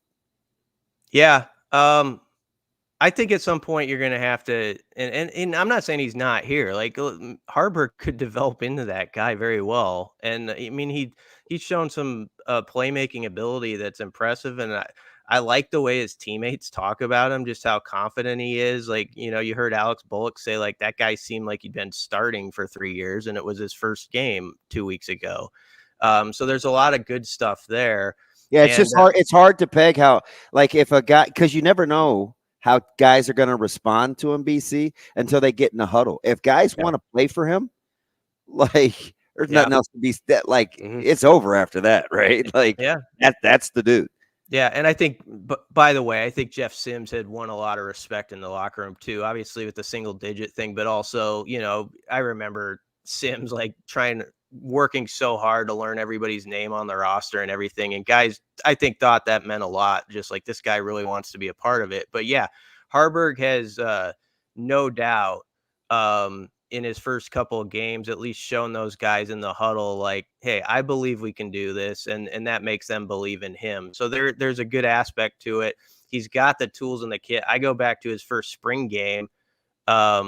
He's got a big arm. It's a live arm. And he made a throw against the wind in his first ever spring game, if you remember, where he let a drive down at the end and they threw a touchdown and they won. And I know it's a practice and all that, but he does have stuff like that in his bag, which you sometimes say, I'd like to see, you know, how that goes if you give him some more time. So I'm as interested as anybody. I'm just wondering, I like that Rhule this week was like, hey, let's not have the Harburgers in the restaurant. Let's not do that stuff right now. Let's see what people are saying Sunday or Sundays after that. I think there's an understanding, like he's played okay and done some good things against non-con teams. Now, you know, it's another level of chess that we're going to see this Saturday. It's uncanny how close to the vest Rhule has played accolades. Like he's been very, very chill in terms of heaping praise. Like he has totally kept it in the moment. Yeah. And I think, you know, he knows, especially at that spot, how quickly that can go away. Like whatever anybody's saying positive about you at a coffee shop today, you know, you play a number 2 team and let's say Nebraska has a rough day Saturday on offense and can't move it a lick. You know, does that mean that the Harburg era should be over at quarterback or something? No. And so I think that's the point, you know, like he's got a big picture sense about, you know, everything. And that includes that position, which is important. BC, I'm curious because, you know, DB thinks they might keep it a little closer for longer than people maybe expect. I think most people still expect Nebraska not to win this game, but kind of through that lens, what are some things you're looking at that would help you, I guess, measure progress regardless of what the score ends up being? Like, what are some of the check marks you're looking for against Michigan? Yeah, that's really good. I mean, on the defensive side of the ball,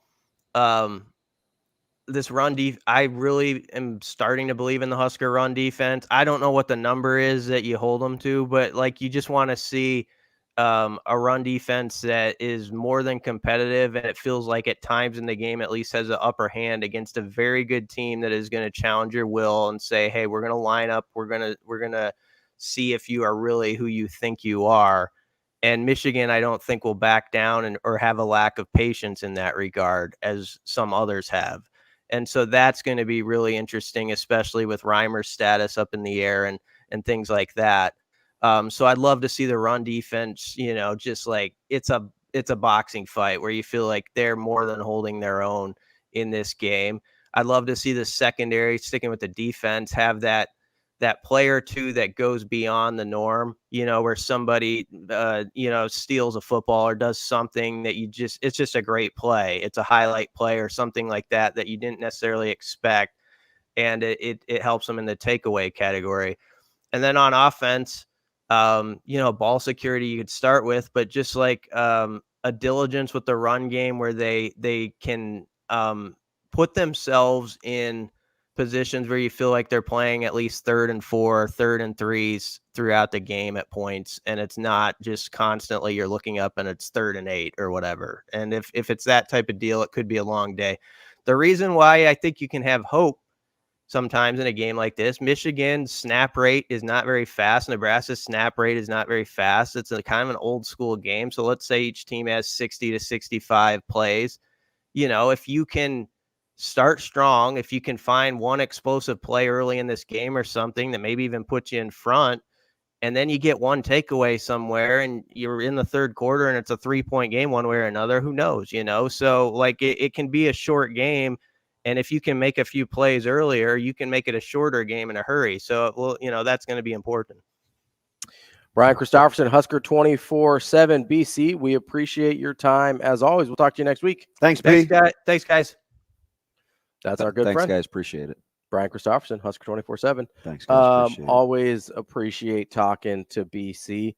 It's funny, right? So last week they're playing La Tech, and I'm talking about Rutgers and Michigan. Yeah, and how Michigan plays in such a way that allows you to stick around. Yeah, right. Yeah.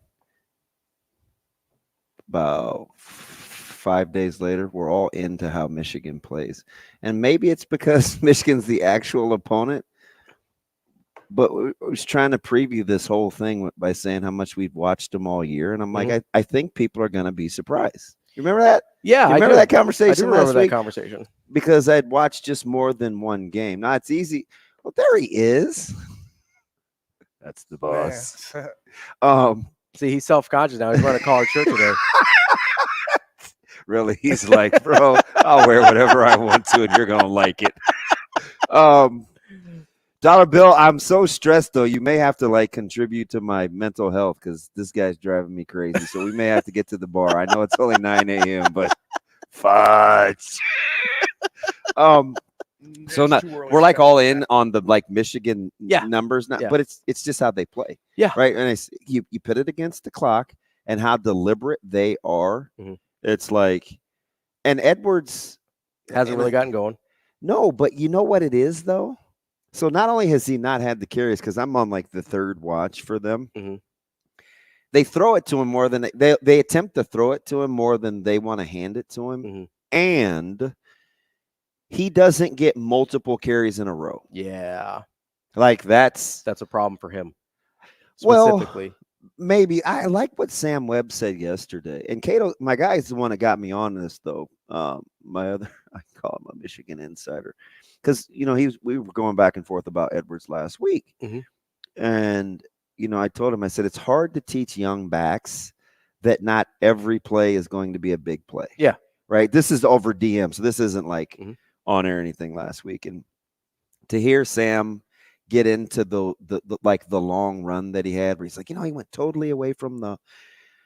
And I'm not saying Michigan is a system run team, but they're kind of a system run team. Okay. They run the ball a specific way. Yeah. Hart, their running back coach, coaches it a certain way. Yeah. So you may need multiple looks at it from a field standpoint to be effective. But conversely, guess what defenses can do? Then you're used to it. They can get a feel for it too. You know what else you should get a feel for? Acres Ale from our guys at Zipline Brewing Company. It is an authentic American beer brewed with Nebraska corn, crisp, clean, with a light, refreshing flavor. Locally brewed, it's a perfect beer to wind down your day. We just wind down that segment. We'll be back with more of Benning and Lulla here on Hurrdat Sports Radio. The show will be back in 5 minutes.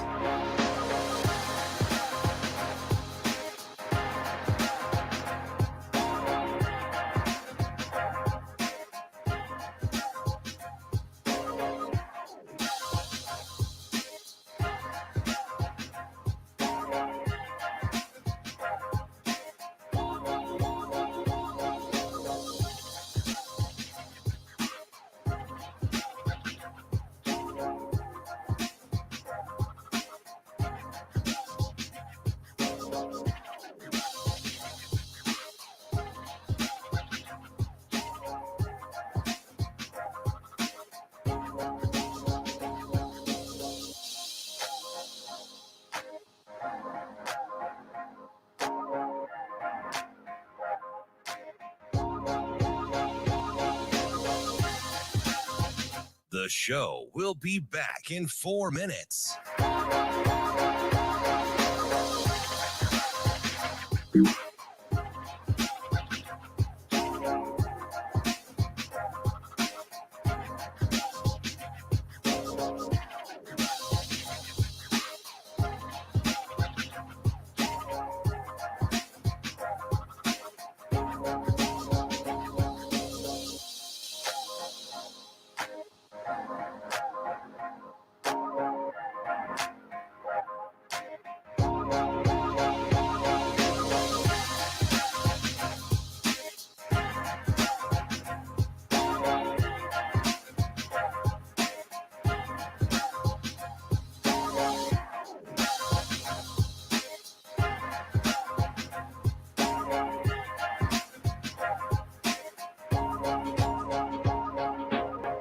The show will be back in 3 minutes.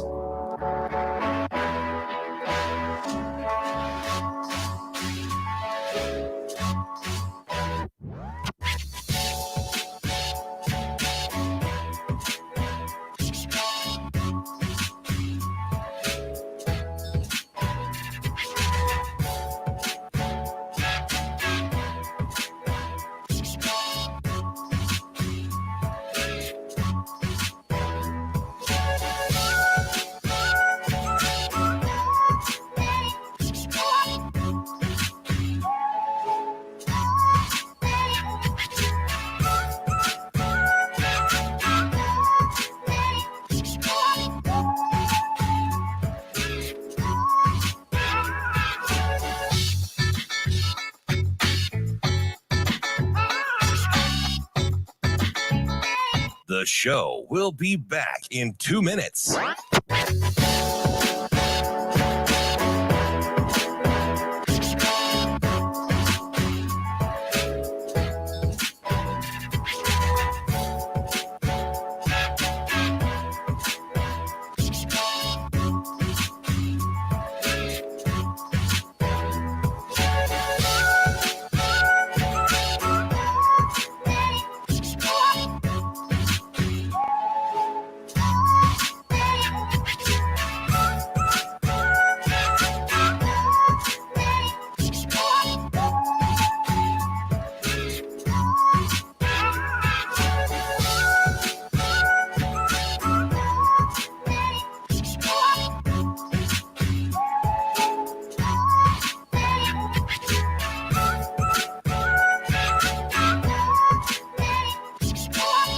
The show will be back in 1 minute.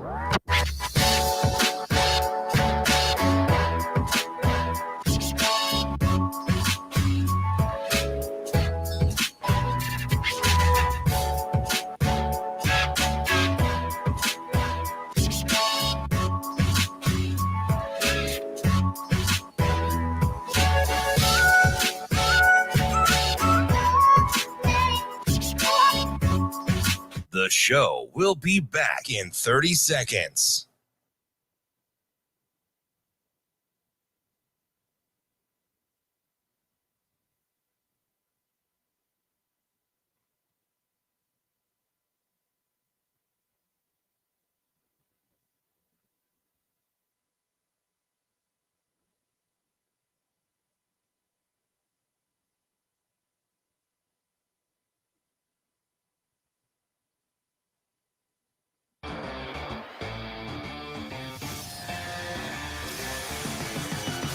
Hurrdat Sports presents The Damon Benning Show with Ravi Lulla.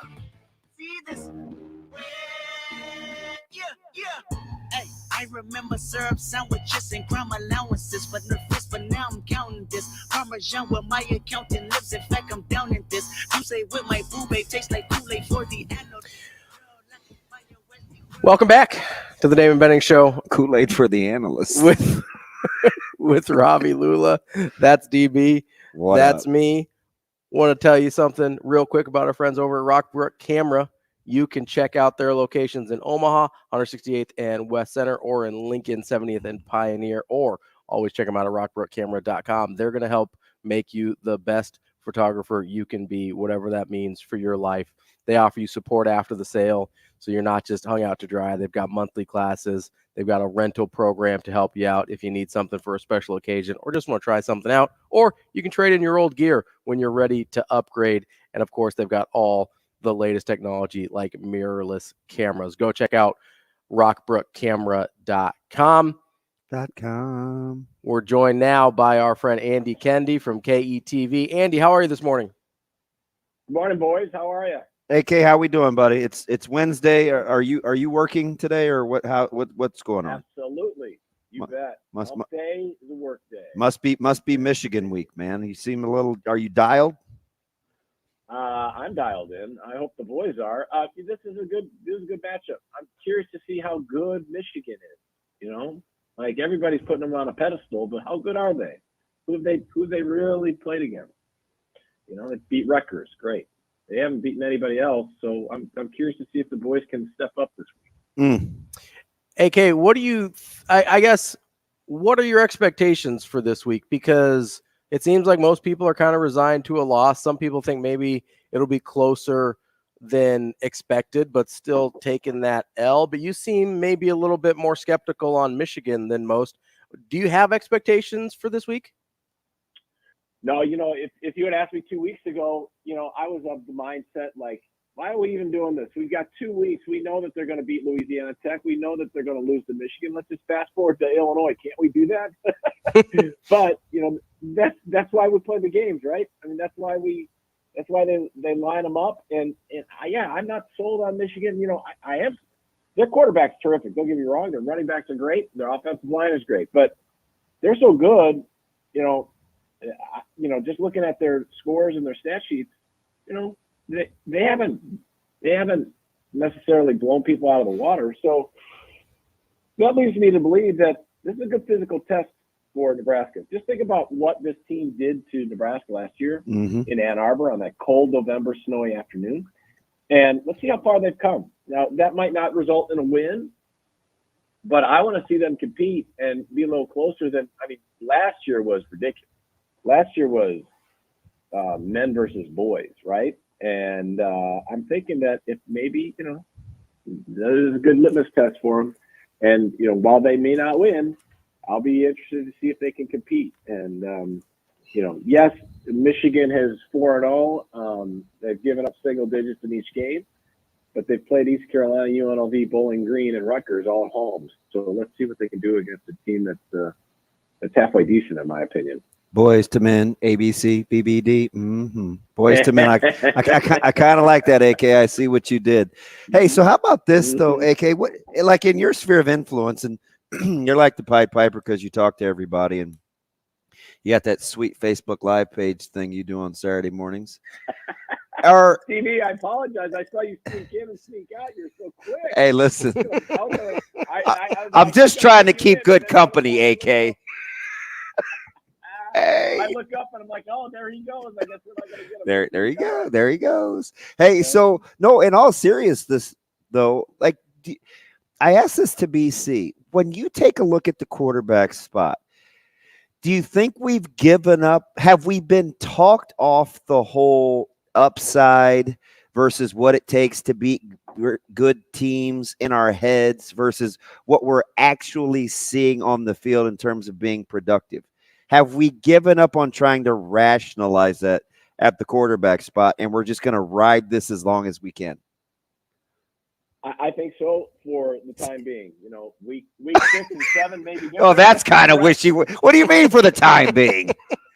Well, because you know how it goes. You know how the pendulum swings, and depending on what happens Saturday, we may have a different conversation a week from now, right? Yeah. But I will say that where we're at right now. Where we're at on September the 27th. You know, I think everybody can agree that Harper gives you the best chance to win. I think everybody can agree that he's not a guy that you put the game on his shoulders and say, go win, young man. But I think people agree that he's a guy that can keep you in games and make a flash play every once in a while and can manage the game properly where it will give Nebraska the best chance to win.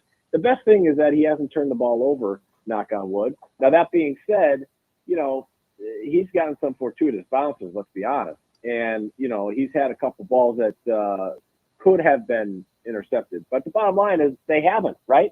And they did for the other guys. So you got to kind of go with what's been working. And, Jeff Sims' lingering ankle injury allows the coaching staff to put the backup Heinrich Karnberg in and let him see what he's doing. And, he's been doing just fine, in my opinion.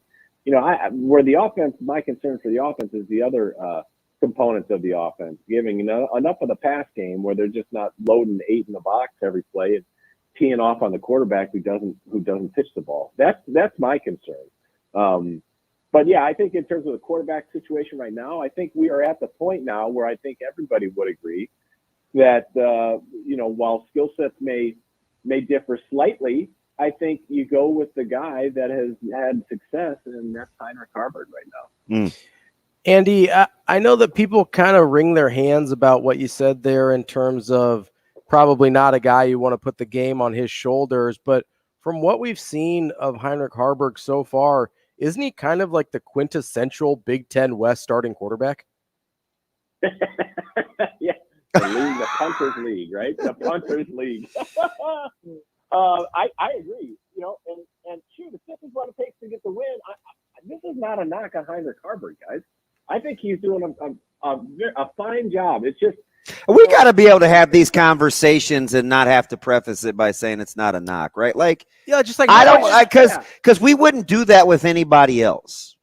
Do you know what I mean? Like, true, but people, this, you guys know. I mean, shoot, you guys read the feedback and stuff.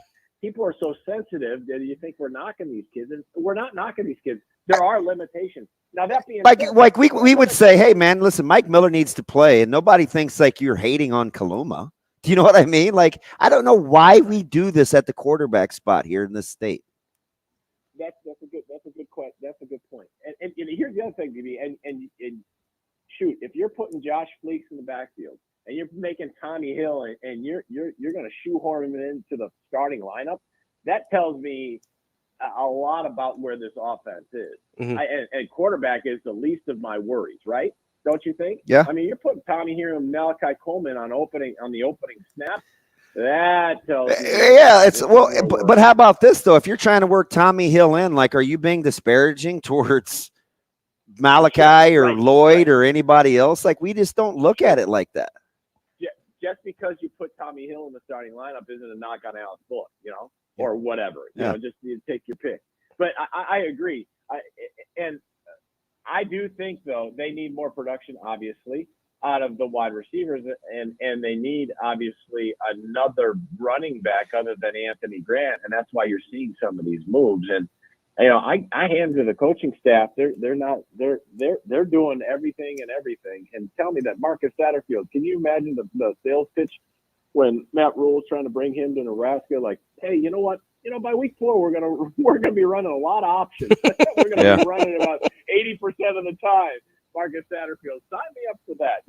But that's the way it goes. And I thought yesterday when Satterfield was asked about that, it was kind of an honest answer. It was like, did he sign up for this? No, but he's going to do the best chance. He's going to give his guys the best chance to win. And right now, that's the offense that's in front of us. And I think that was pretty well put on his end. That's our friend Andy Kendeigh from KETV. AK, we appreciate your time as always. Thanks, boys. DB, Yo. ready for Facebook Live Saturday. Oh, no. All right. When they kick me out of the booth during pregame, I'm going to come see you guys. All right, sounds good. Okay, buddy. That's our buddy Andy Kendeigh from KETV, and he was joining us on the Warhorse Sportsbook hotline. Warhorse Sportsbook is the best place in Nebraska to put your bets in. You got to do it in person at the casino, but you can get the app, build all your bets, see your live lines and everything like that, and then go scan a QR code at the casino, get your bet in just like that. Or you can take your time, go hang out at the sports book, go to the tellers, go to the kiosks, put your bets in that way as well. Warhorse Sportsbook, no bets, no glory. What AK's not telling you? Yeah. He by far and away has the most popular table. Oh, yeah? Well, there's like 7 guys over there, like and everybody else has like 3 to a table, Is right? he like the mayor over there? I'm dead serious. Everybody sits in that corner. That's pretty funny. I could see that. Andy's a likable guy. Dude, it's him, Callahan, like Severe sits over, like all those guys go over there. Coming up next, we're going to talk to Lindsey Nementz from Team Jack right here on Benning and Lulla. The show will be back in 4 minutes.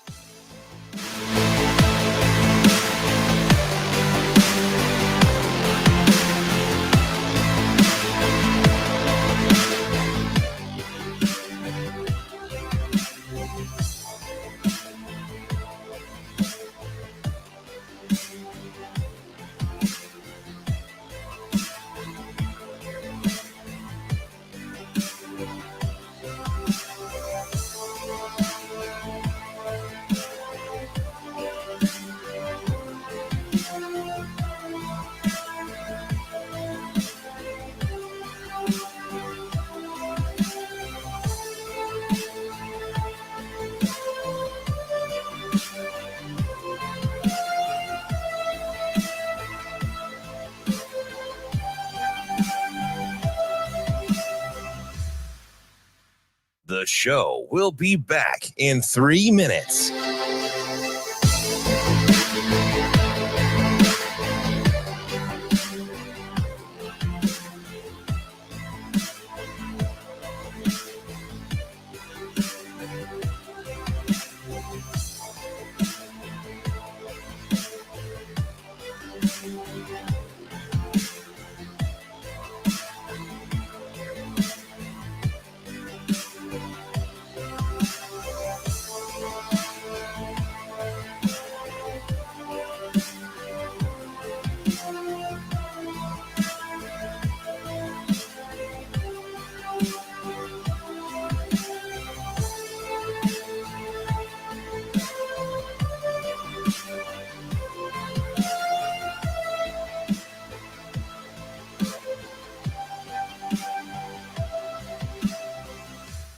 The show will be back in 2 minutes.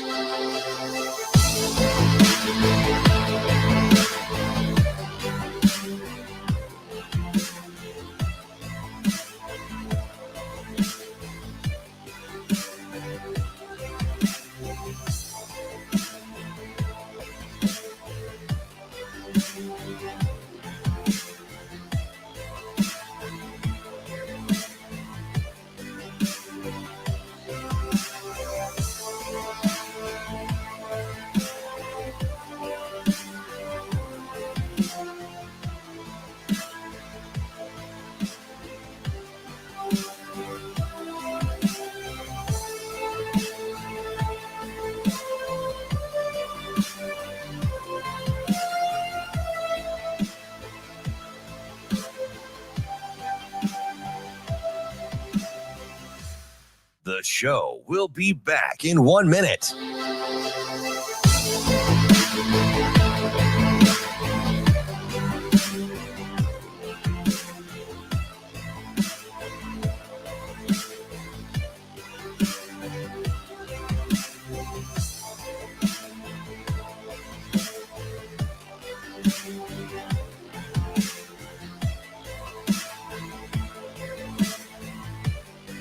The show will be back in 30 seconds.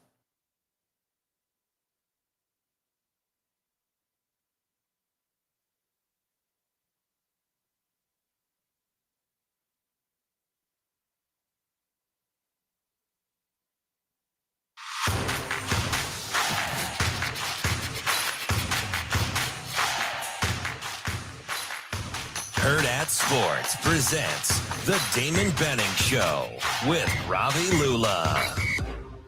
They're older. I mean, there's a bunch, like a couple of graduates, like I think 8 graduates / seniors. The one sophomore corner's an NFL player already. They got tremendous length and athleticism. They play with great physicality. You can tell they're a bunch of grown men. They're very smart. They're very rarely out of position. They play with great pad level. They tackle very well. They play on the ball very well. I mean, there's a reason they're the top defense in the country, and it shows. And it's going to be a huge test for us, come Saturday. But they're a really good defense.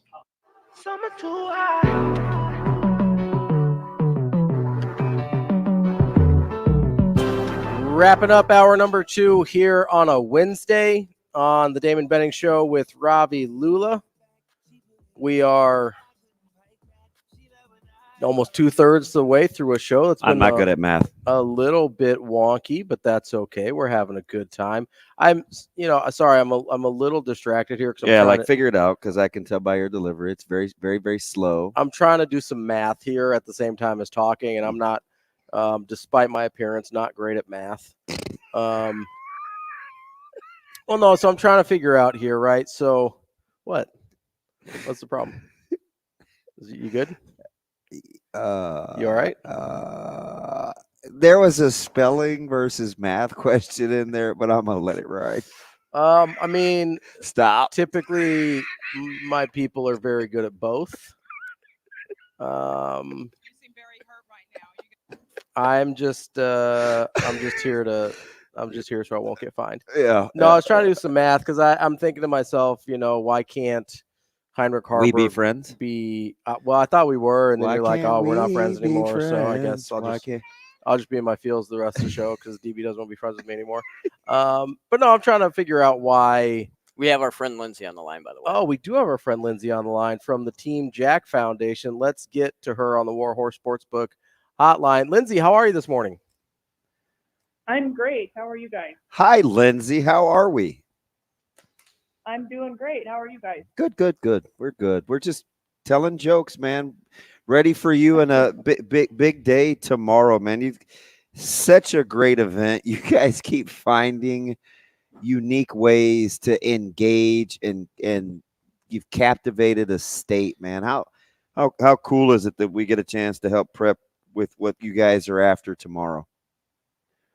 No, we're really, really excited. We appreciate you guys helping us spread the word about the 11th annual Team Jack Radiothon presented by the home agency.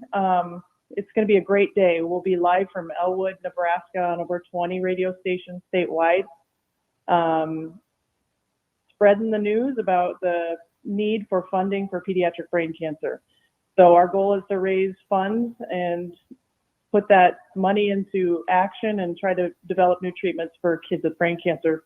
The treatments are extremely old, and kids that survive, the large majority of them are left with side effects for the rest of their lives. Even though they're cancer-free, they still deal with stuff every single day.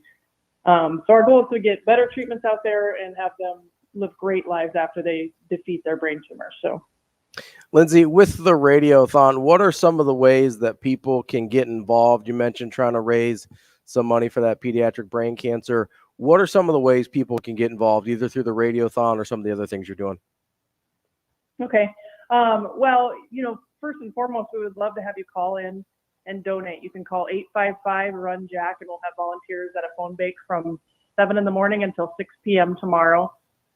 We like to get people to become champions for a cure. That's a $20 donation per month, or a one-time donation of $240 or more. And for becoming a champion for a cure, you get the newest Team Jack T-shirt, and you'll be entered to win a $500 gift card to Shields, generously donated by Shields in Lincoln, and you'll be entered to win an Apple iPad as well. So that one's donated by Applied Connective Technologies out of Albion, and they have several other locations too. So that's one way. Just any way you can make a donation. We also have the home agency and BHA Real Estate and the Baldonado family are donating $27,500 in cash. So we're doing a cash raffle as well, or cash giveaway. So the tickets to win $20,000, $5,000, or $2,500 are $100 a piece. So you can find all the information at teamjackfoundation.org, either to make a donation or to buy a raffle ticket.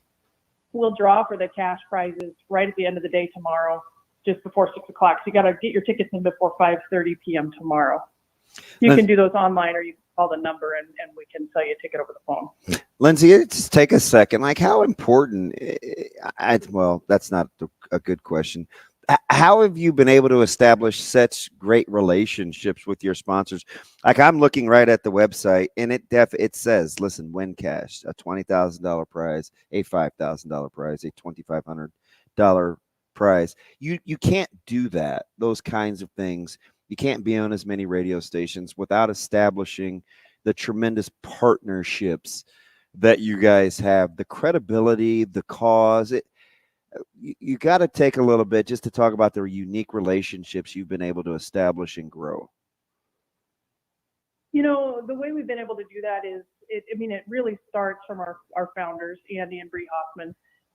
They are just, Andy, now he's gone, but Bree and Andy both just fantastic people. And I really believe that sponsors are the same. I think it's just a matter of great relationships with big Nebraska businesses and ones that really care a lot about helping kids. Nobody wants to see sick kids, and a lot of us, me included. I have healthy kids, and that's the majority of people, but the ones that have to deal with things like pediatric brain cancer, somebody's got to rally the troops, and that's something that Andy and Bree did. And we've been so fortunate to have the relationship with the Nebraska Cornhuskers. Having Jack run the touchdown run was a catapult for our cause. And it continues. Our relationship now is maybe stronger than ever, and we just so appreciate their putting our cause on the forefront and helping us do that. Helping us fund we have one of our largest projects. Actually, it is our largest commitment to date. $6.5 million is to the Nebraska Childhood Brain Tumor Program at UNMC and Children's. The goal of that is to give the kids in our region the best care possible. So when Andy first started going to the state legislature and lobbying or getting them to pay attention to the lack of funding for this disease, Omaha, they weren't hosting any clinical trials, no new therapies for kids with brain tumors. So if somebody wanted the top, possible treatment for their kid, they had to travel, like way upstate, talking Boston, Memphis, Stanford, Houston. And so one of the main goals with that was to get the program up and running here in Nebraska and get specialists for these kids, because they do need specialized care. So I'm excited to announce that we have 10 clinical trials now being hosted in Omaha, which is fantastic. And I don't know, Andy would be really, really proud of the work that everybody's continued to do in the state to just try to bring this disease to the forefront and help these kids. Lindsey, before we let you go here, anything that we missed that you need to let the people know about, either regarding the Radiothon or any of the other kind of great events and projects that you guys work on? I don't want to miss anything before we let you go here. Well, since you're in Omaha, tomorrow on the same day as the Radiothon at Borsheim, from 10 to 2, we'll have a donation site. Team Jack Day at Borsheim. We have great partner. Tacos, food stuff. Yes, so excited. Yes, he was really excited. Nick was excited to come down. So we have that, and then in Borsheim, we're lucky enough to be a big grant recipient for them this year, and so they're excited to host this event and collect donations and spread the word about Team Jack, and we're just really, really excited. So come on down. Anything you need to know is at teamjackfoundation.org, and just thanks to all of our sponsors, and thank you guys for helping us get the word out here. Anytime, Lindsey. You know that. Appreciate you.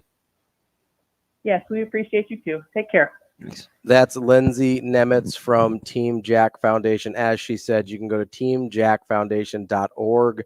All the information you want to know, whether it's about the Radiothon, the Borsheim's event, everything going on there. It's a great website, very easy to navigate. Make sure you go check that out. And you can donate straight from the website as well, or you can watch or listen to the Radiothon tomorrow after you listen to us, of course. But watch or listen to the Radiothon right from the website also. That's teamjackfoundation.org.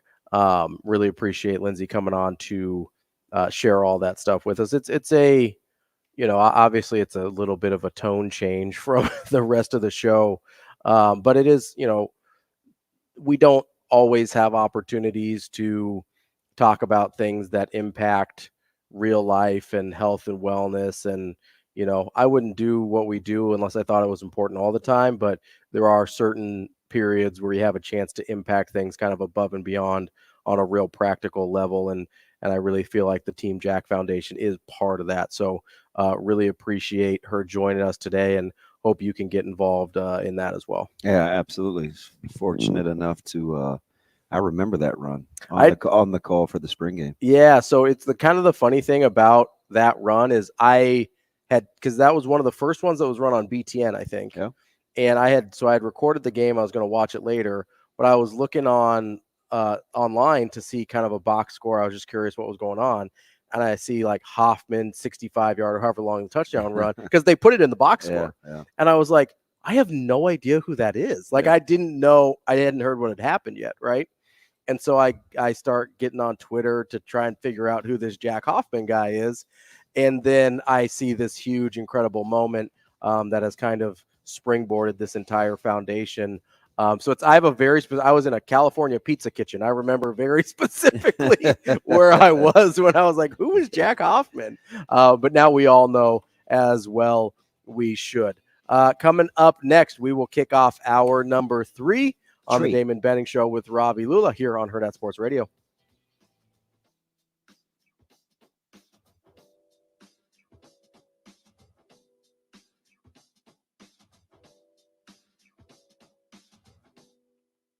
The show will be back in 4 minutes.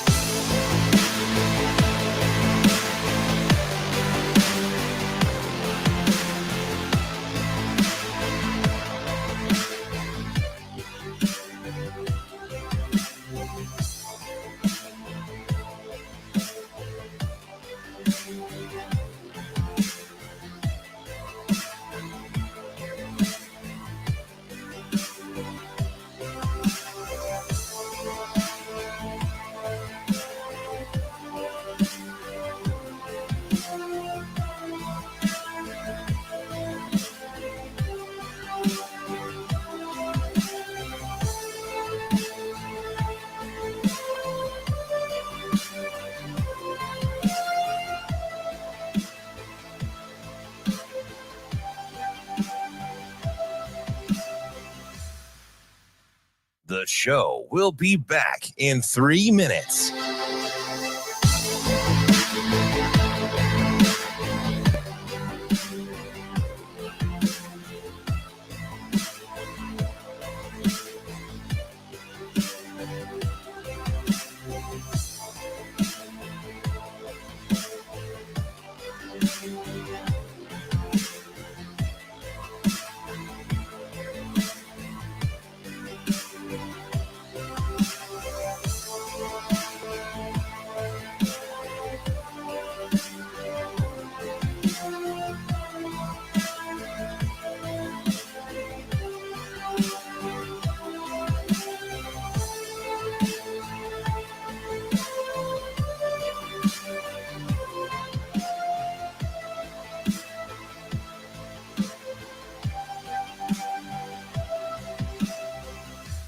The show will be back in 2 minutes.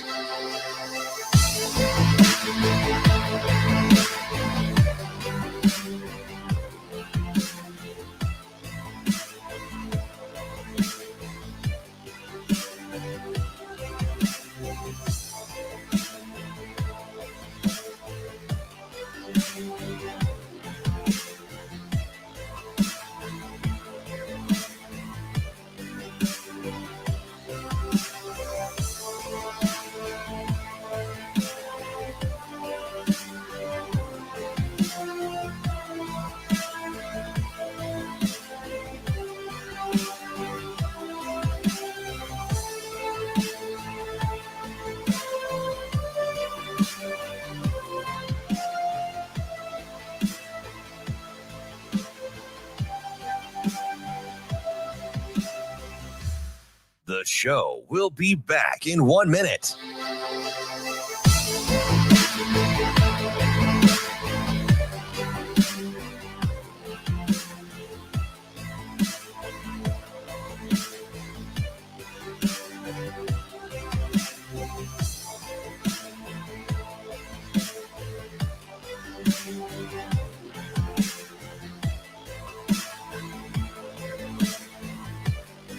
The show will be back in 30 seconds.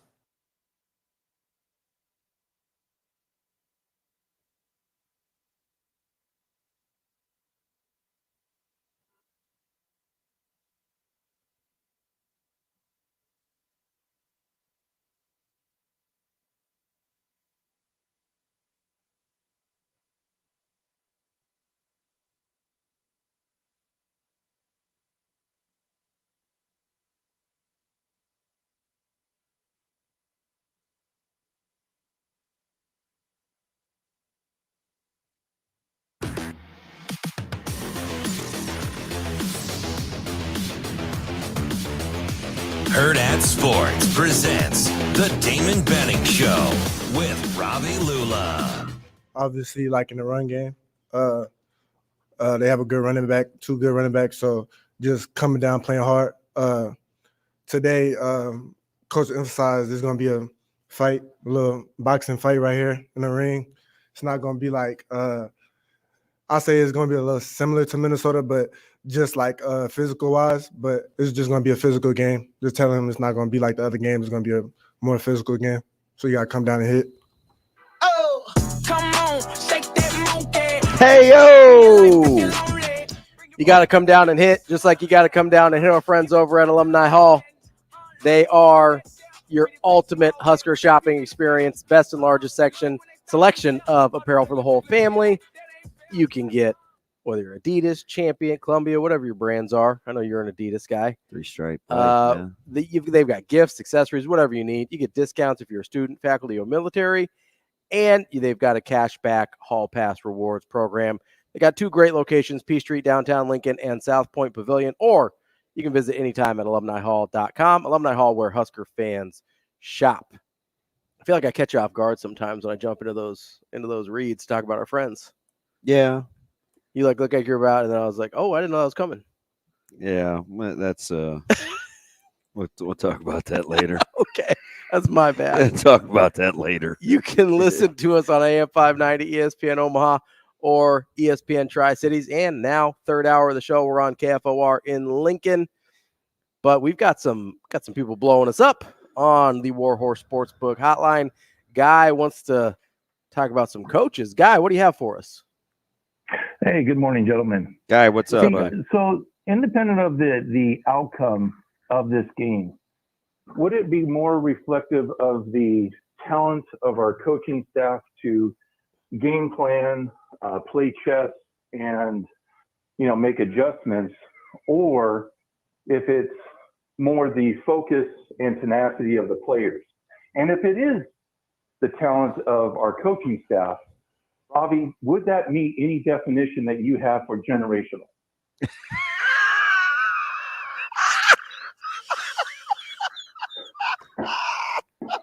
I don't even know how to answer that question, guy. I mean, we need to have common language, right? Common language. We need to understand what the definition is. I think Guy, you've rapidly become my favorite over the last couple of weeks. I think that Coach Rhule is maybe the best coach at turnarounds in our generation. I mean, I think he's in the neighborhood for that. So you're going to weave in that? I like that. That's creative. Yeah, I think you could call him generational. Guy, you know what I think is kind of ideally you'd like to do 2 things at once. Like I looked at Michigan's run game 1,000 times for the last handful of weeks. And I think schematically it's a very good fit for how Nebraska can play defense. The question will be, can they hang in there long enough? I don't think they're going to get like wrinkles. So it's not so much they're going to get out, it's not going to be like Rook, Bishop, Knight kind of thing. I think it's, can you hang in? What do you like in the 9th, 10th, 11th, 12th rounds? Well, those 3-yard runs have become 23-yard runs. I think that's kind of the key for me, Guy, if that makes sense. Now, full disclosure, I've never played football. I've never coached. So I'm coming from complete, sometimes that's refreshing, though.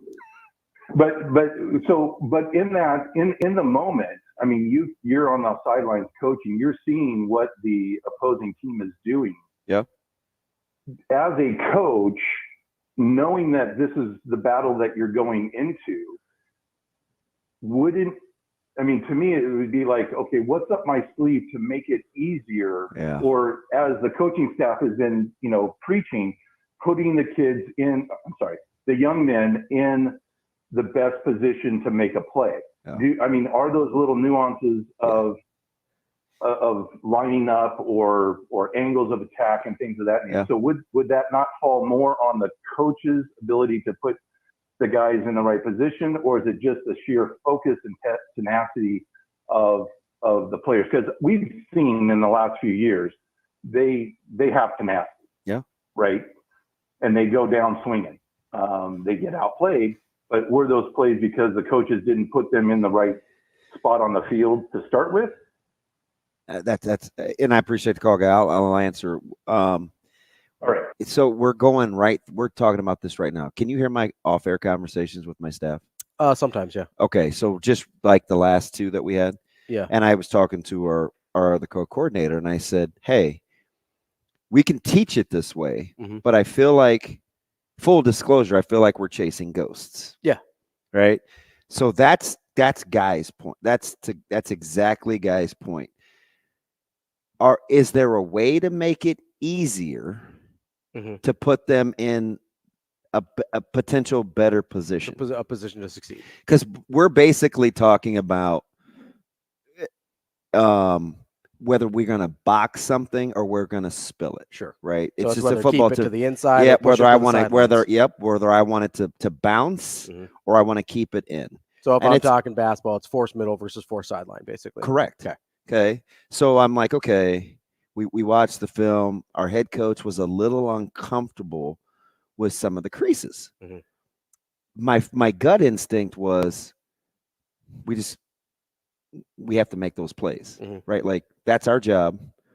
Coach, just trust that we'll be there. Like we're going to be there. And I was going to leave it at that.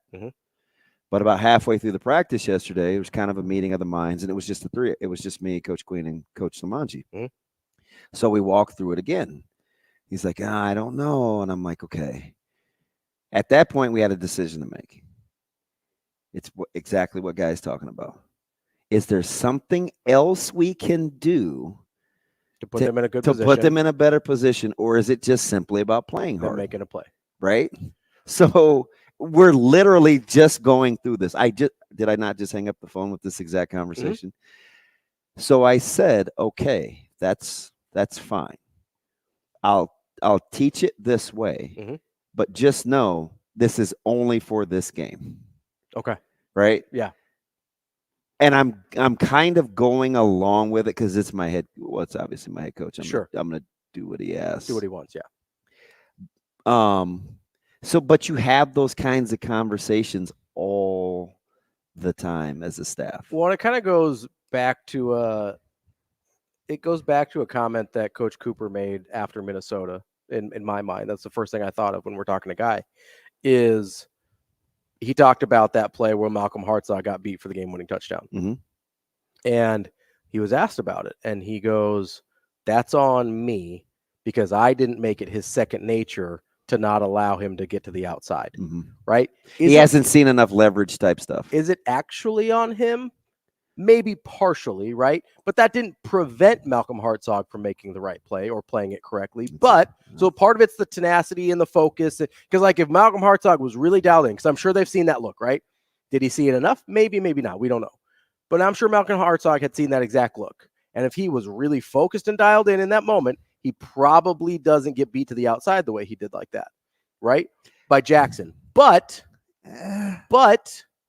Cooper will never say that about Malcolm Hartzog. He will always say, hey, I obviously didn't make it his second nature. That's on me. So it is both sides of the coin, right? Yeah. I'm listening. I should have Coach Queen. He won't go on the radio, but so my co-coordinator that I work extremely close with, he gets he doesn't get mad. Sometimes I think he looks at me because I'll tell him, I'll say, hey, I don't think we got enough looks versus this, right? Insert blank. For this discussion, it's leverage by the number 2 on the hash, like Minnesota did, right? Like when your help's inside, right? Yeah. Okay. I think we need to see that more and more and more and more. And he's going to look at me and he's going to say, okay, when I put it in the script, there'll be X amount of plays. If you want your guys to get that look, these are the plays that we're going to do. So I have to, we have our scripts, we make them, and I'm like, okay, hey, we're going to get blank to the open side, or we're going to get whatever. I don't know if you ever feel like you've seen it enough. Probably not. Right. So no, I totally understand. But yeah, if let's say tomorrow, North Platte, right? They play a certain way, especially to the wing side. It's like, okay, I wanted to see quick these two plays. I wanted to see them to the open side as much as I could. So we're doing it all week. At some point, I'm going to say to myself, okay, guys, we've seen this. Now you got to make the play. Now you got to make a play. Yeah, because there is no number of reps that you can give someone that will ever be enough for everything, right? Because you only have so much time, whether you're in high school, college, pros, you only have so much time to rep things.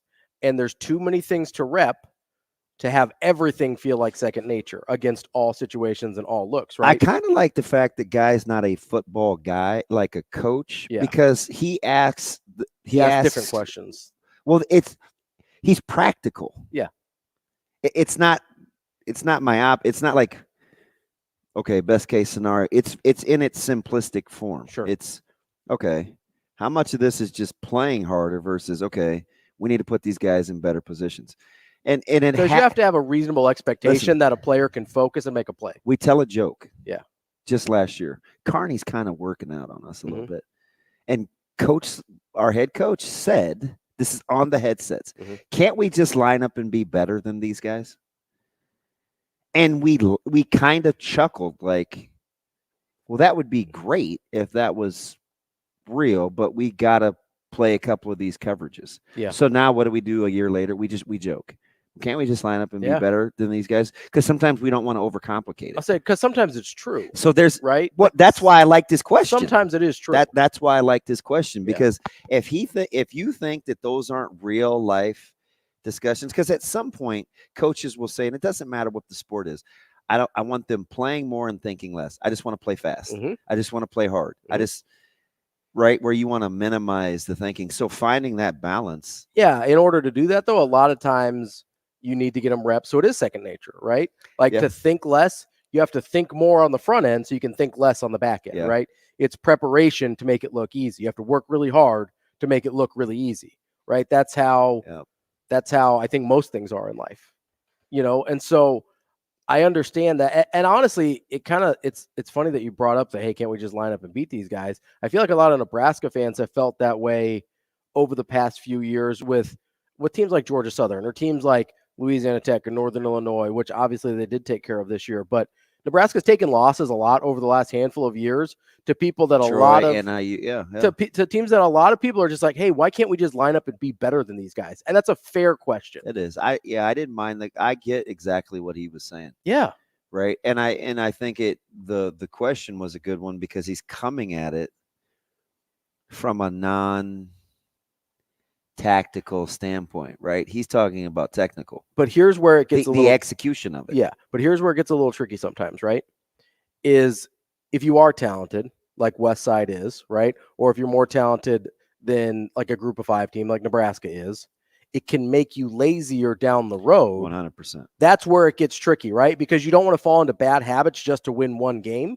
But at the same time, you need to win that game. Oh, you heard me. Yeah. So like when I just told Coach Quinn, I was like, okay, we can do it, but just for this game. Yes. Right? Like it's what are you willing to compromise on? I don't mean compromise in a bad way. Like what are you willing to give a little on here without giving up the cow for the back end, right? Like without giving up the whole and farm. He's smart too. So this is why I like, because a lot of times I'm not going to bounce ideas off of these guys. I'm just going to do what I think is best, like full disclosure, right?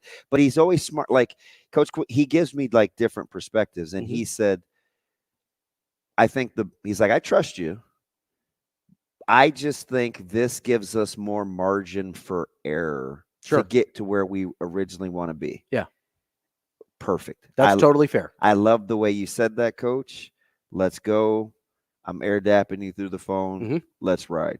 Because I think that's ultimately what it's just like Nebraska's passing game. It's just like Harburg's development. It's or Jeff Sims or wherever. Whoever, yeah. At what point are we just going to say, okay, it's yours now. We got to play in such a way which minimizes the things that can go wrong. But I'm not saying play with fear. No, I'm convincing you that this is the best thing to do for right now to give us the most cushion. Yeah, but you have to tell players, or you have to be able to convince players. because they know what they're capable of. Yeah. You don't think they're going to say sometime, hey man, like let's just let it rip, or They know or what they why don't we just do this? They know or what they play think this they're capable of. But you have to you have to negotiate. You have to that. negotiate that. You have to reconcile what they think they're capable of with what you've seen on tape, what you've seen in practice, and what has played out in reality. Right? You think Jeff Sims hasn't thought to himself, man, I could do that? Yeah. You think one. You think. Well, how come you didn't? How come you weren't calling the game like that for me? Right. Exactly. But at the same time, do you think Heinrich Harburg thinks, oh, I can make all the throws? Because he probably does. He probably thinks he can make all the throws. And physically, he probably can. Maybe, yeah. Right? Yeah. Like, because he's got a good arm. He's got a really good arm, right? Physically, he can make all the throws. So there's probably part of him that wonders, I mean, I can air it out a little bit. Yeah, but let me make some of those throws. Let me take shots at Malachi. Let me take shots so at where Tommy your Hill. culture comes in, though, is remember what we were saying after Minneapolis. And I said this on something I was doing. I don't know, was it Bing? But I don't know what it was. But I was like, no, contrary to popular belief, he can make all the throws. Yeah, they both can. I genuinely believe they both can. But wait, though, after one game, in Minneapolis, we were clearly ready to define the limits of what Sims was capable of doing. Now it's just the opposite, that we have wins. Now, instead of defining the limits, we're saying just do this, even though it's limiting. Yes. It's the whole keep your hands to yourself versus don't touch. Yeah. We're still talking about working in certain parameters. It's just not to the negative. We've turned it into a positive. Sure. So what I'm trying to figure out is, how do you get guys to rationalize that in their own head while we're breaking this whole thing down? Because I'm telling you how the reality of it is that's how the quarterbacks are going to think. Well, and now whether they act on it outwardly or they mope or pout or whatever, you would hope not, is something completely different. Yeah. But let's not act like it's not a thing. No, for sure. And you mentioned that's where the culture comes in on how they react to these things, right? That is a huge portion of how successful this can be, is how much they buy into it, how much they react to it, or how they react to it, right?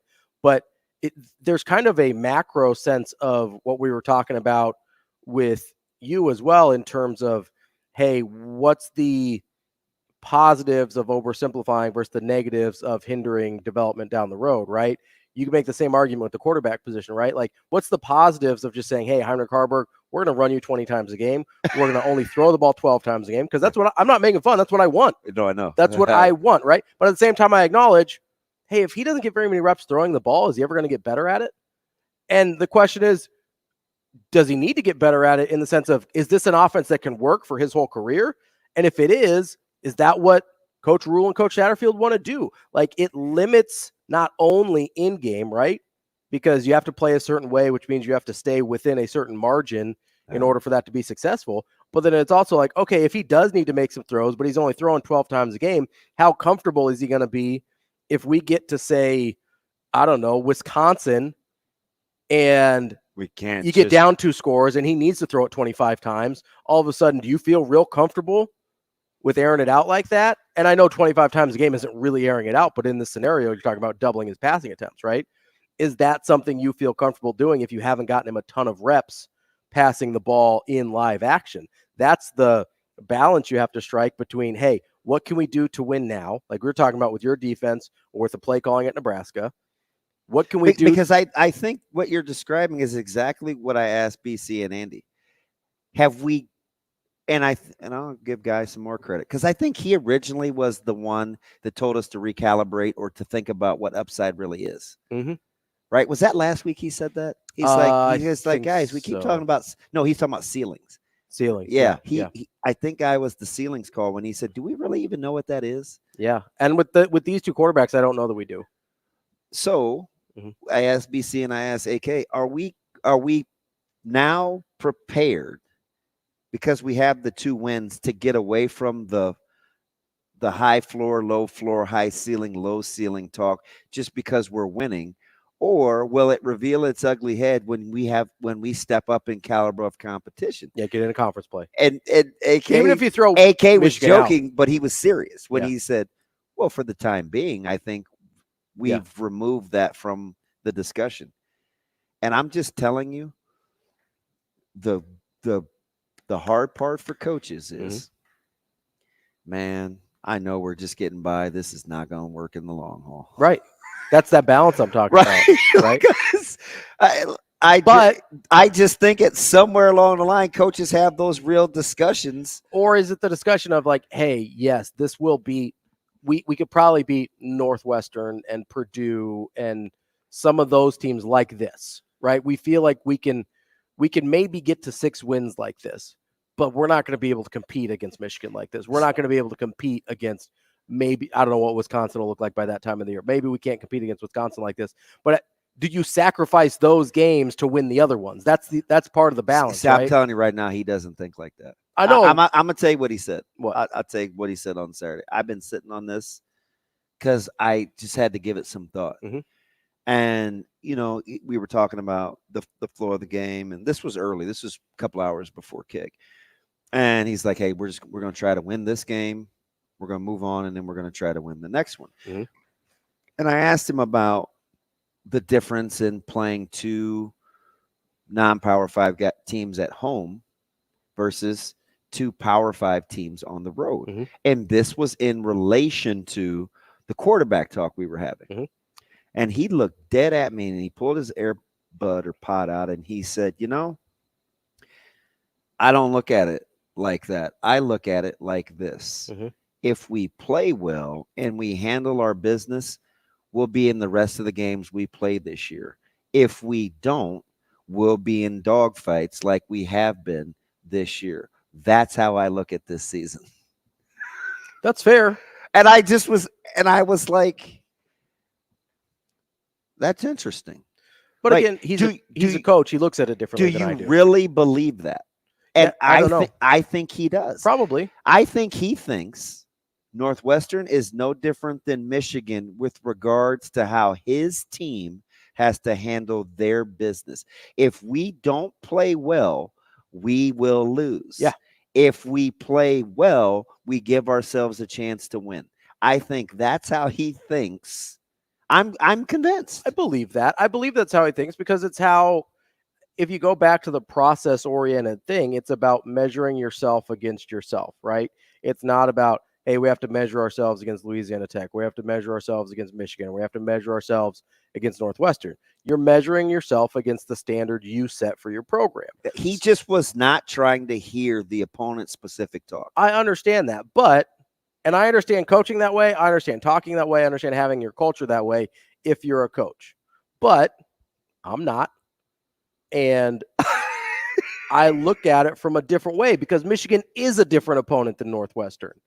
And listen, you might be able to get away with playing your best and winning against Northwestern. It's entirely possible you could play your best against Michigan and not win. Is that fair? Yeah. Nebraska's best right now may not beat Michigan. It certainly doesn't beat Michigan's best, right? So while you are holding yourself to a different standard and you're holding yourself to your own standard, it's not always going to play out that way. Does it give you a chance to win? Yes. But it doesn't guarantee anything, right? What I can guarantee, though, is if you call right now, 888-638-4876, we're going to play a game in the next segment. You're going to play against DB. And if you win, you're going to get a gift card to the very fine Hurrdat Sports Bar and Grill. So give us a call, 888-638-4876 for a chance to win in a game against DB here on Benning and Lulla. The show will be back in 5 minutes.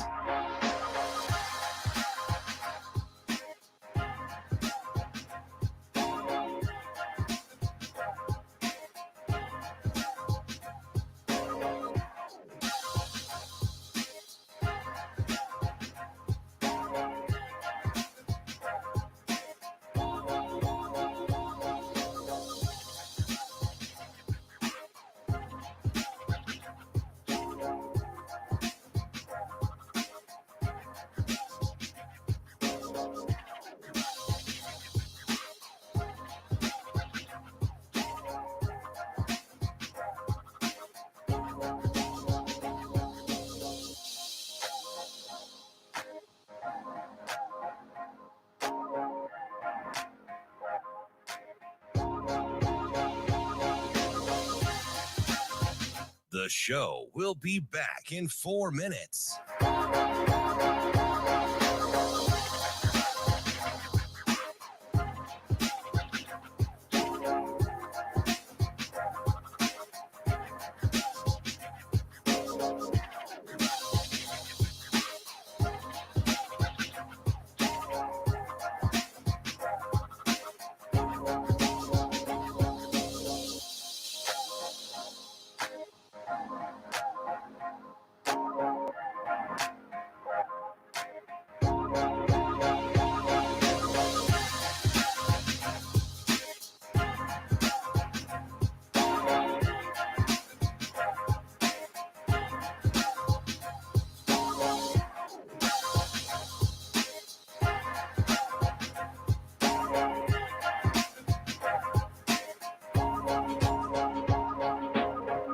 The show will be back in 3 minutes.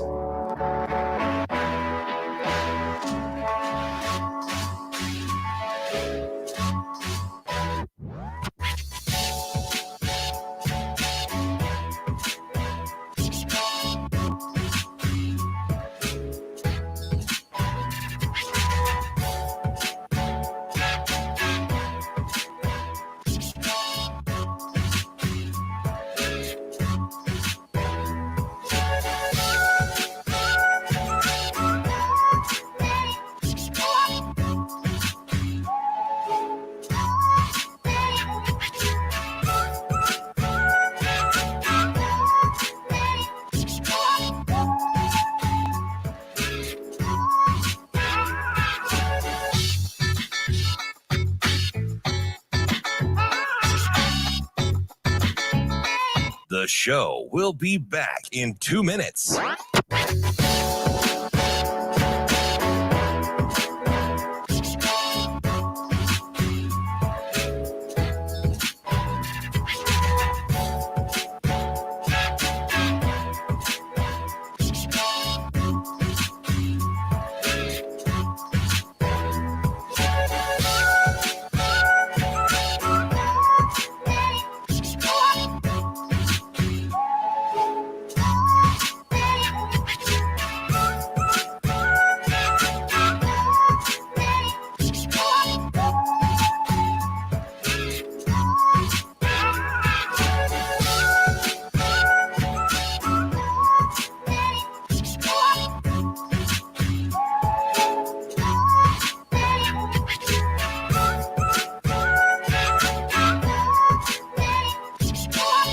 The show will be back in 1 minute.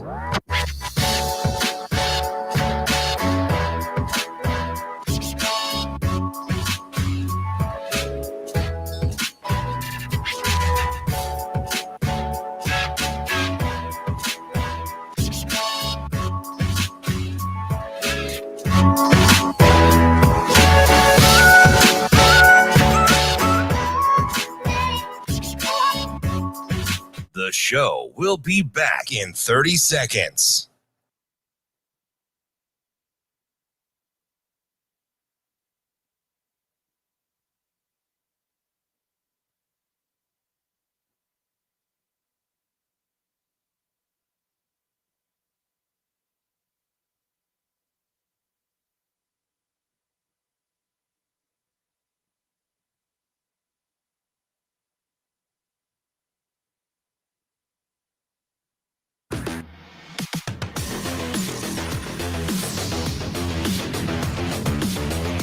Hurrdat Sports presents the Damon Benning Show with Ravi Lulla.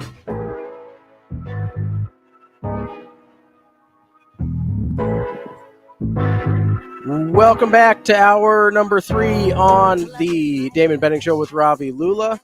It is time for our game of the day. You can give us a call at 888-638-4876 to play against Damon Benning. We've got 2 categories here. DB, we're to play against DB. My bad. Don't look at me like that. You like threw a whole fit over there. I hear you slap your leg. I was like, oh, what'd I do? Oh, shoot. Because it's just unnecessary. Oh, I'm sorry that I said your actual name out loud. That's my bad. You think it's almost like people don't know who I am. Like, what are you doing? I'm just saying the name of the person I'm hosting a show with. My bad. I won't. What is wrong with you? I'll try not to do that again. No, actually, you probably won't. I think you just like to dig and twist and needle. I will try. Listen, it's just a force of habit. I don't know. What do you want me to do here? That's why you're kicked out of the club. You're gonna have your own clubhouse. Right. Would you be cool with your own clubhouse? I like my space. Yeah, get out of my tree. Get your own. Man, I'm not a big tree guy, but oh, of course, you'd be outside. Yeah, I'm an indoor type of guy here, not real outdoorsy. All right, what can we win? Unless you mean drinking on a patio, then I can be outdoorsy. Oh wow. What? Oh, I don't know. Like you just didn't say some drivel. Like you're like, what? Yeah, What? Why would me being bougie catch you off guard? I don't like outdoorsy things. I'm not a big camper. Well, me neither though. Why would I pay to pretend like I'm homeless? That seems like a terrible idea.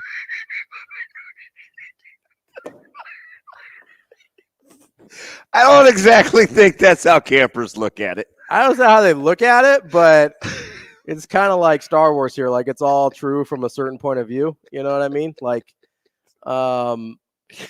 what's the line again? Why would I pay to pretend like I'm homeless? Yeah, why would I pay money to pretend like I'm homeless? I work very hard to make sure I'm not homeless.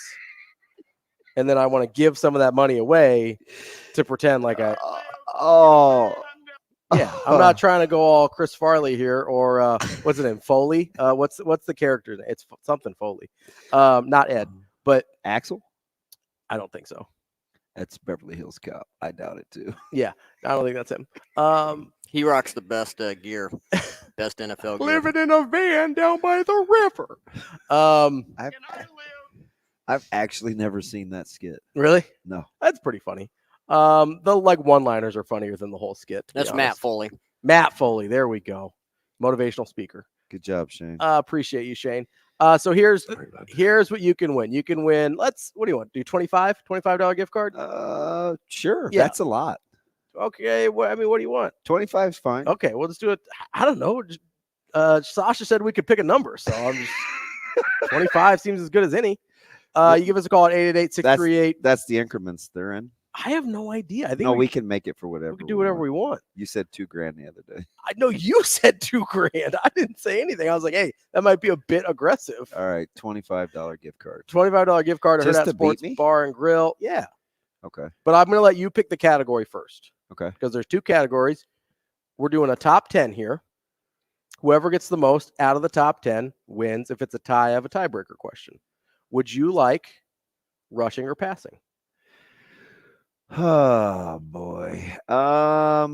Let's take passing. Passing. Okay. I'm going to put some time on the clock here. Shane can too. Shane, yeah, why don't you give me 2 minutes, Shane? Can you produce over there, Shane? I don't know. Oh, nobody can do that. I don't know. Ask my wife. I don't even recognize what we're doing. Nobody does. Did you boot that? Did you drop that Coach Pelini reference? Or is it? Do we still have it in the system? I dropped it. I don't even recognize what we're doing. I don't know. Ask my wife. Sorry. So you chose passing. Yes, I did. So I'm going to have you in 2 minutes name the top 10 passers by yardage in Nebraska history. High school? No, University of Nebraska. Okay. The football corn Huskers. Yeah, I'm not going to be good at this. I don't know if you're familiar. Yeah, you probably should have gone rushing. Wow. Okay. You chose passing. Here we are. Okay. All right. Yep. So, Shane, why don't you start the clock whenever you're ready? Can I just give the 10 in no particular order? Just name 10 guys. 3, 2, 1. Start it, Shane. Tommy Armstrong. That's 1. Zach Taylor. 2. Joe Gans. 3.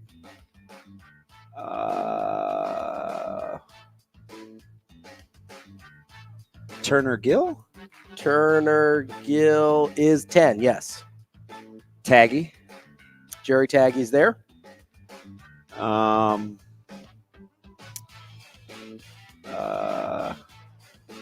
Taylor Martinez. Taylor Martinez is there.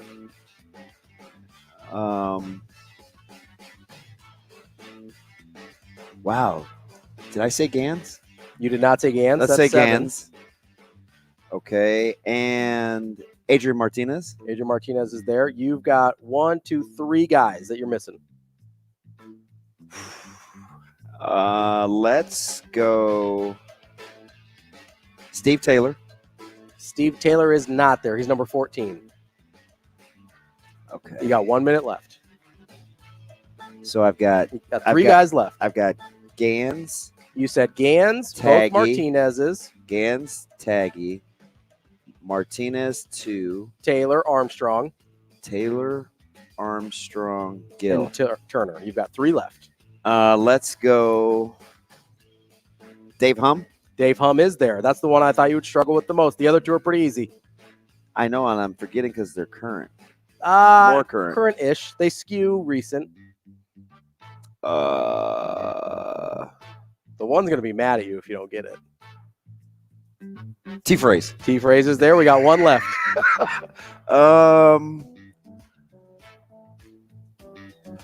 Got it. Mr. Fremont, Godowski. Nope. Dang it! He was only a one-year starter, so he didn't. That's true. It's really only like 14 games worth of work. So I got 9 out of 10. Time's up. You want to know who number 10 was? You're going to be mad. Yeah. Eric Crouch. Really? Eric Crouch is number 8 on the list. He'd probably be more upset with me than T-phrase. You think so? Yeah. I thought since you knew T-phrase. Well, they both gave it to me in the pregame the other day. Yeah? At Lincoln. Yeah. That's not very nice. Both very. You get both sarcastic guys together, and Yeah. it was like gang up on DB. Are you projecting a little bit? You feel like I'm being mean to you this week because you had a tough weekend? No. That's pretty good, though. I don't know if I would have done better with rushing. Yeah, rushing, there's a couple on there that I think people probably forget about. Yeah. I was surprised. Dave Humm is a good pull. That's a good one. That was the one that I wouldn't have gotten. I would have gotten, I think, everybody else are pretty close. Yeah, I'm surprised I missed. I'm surprised on Crouch. It seemed like he ran a ton. He did, but he's a 4-year starter, and it's not like there's a there wasn't a history. huge. Yeah, it didn't start to get good until like middle 2000s. Yeah, right? I mean, it's most of the list is Callahan on, right? So, that's understandable. But yeah, EC Heisman winner Eric Crouch. I don't know if you noticed, he went to Miller North. We still stuck on this Miller North. Always, yeah. I'm always stuck on Miller North. I like Miller North. I do too. Especially now that we played them. Yeah, it's over now. You can root for him again. Yep, I do actually. Yeah, no, I mean, what you had a kid go to Miller North? Yeah. I did. Yeah, see, it's a good school. And she's still waiting on Dr. Stark to call her back. She's doing an assignment on sports psychology because I think she's kind of gravitating towards that. Okay, some very hard questions. It's an interesting field. I'll be forwarding those on, and one in which it's very much needed. Yeah, there's been a blind spot in that area for a long time, which is one of the things I kind of appreciate about Coach Rhule. Is he talks about mental illness the same way he talks about any other like physical malady, right? Yeah, he 100. And I think I said this to Severe last night. I think that's one of the reasons the Arik Gilberts and the Betts things bother him so much because of the support structure that I think he's really tried to put in place. Well, it seems like with those guys, it's as much about he feels like he can help them as much as it is about they can help him, right? And I remember specifically with Betts when he was like, I just wish he would trust me. Yeah. Like that's it just and that's heartbreaking. Like when you hear a guy say that. It ate him up. Yeah. No, it's and the one thing that he said that I think the most is because he goes, hey, if you got a broken leg, then you go see the doctor. If you got this, you go see the doctor. And he's like, and even when you feel good, you still have to do the work to stay feeling good, right? That's not something people always think about mental health as like a crisis thing, but it's like, hey, you got to do the tune-up on the car too. Like you make sure you get the oil change, make sure you keep everything running fresh, even when you feel good. That to me was a big deal. I guess Damon gets the $25 gift card. I wish he got 9 out of 10. We want to thank our friends Dingman's. As long as we're making Center. up rules, I should be able to win. Yeah, why not? Dingman's Collision Center for sponsoring our game. 9 out. I was impressed. The Dave Humm. I'm very impressed. We'll wrap up the show with Avery Howard next.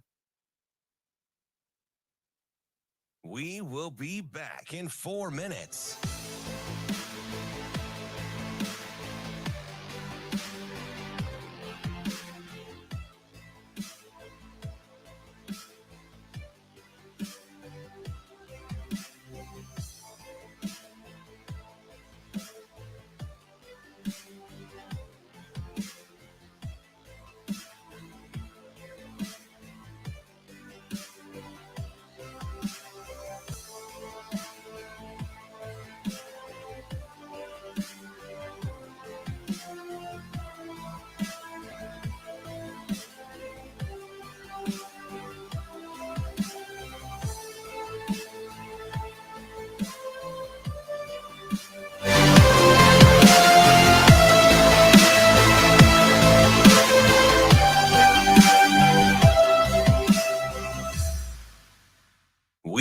be back in 3 minutes.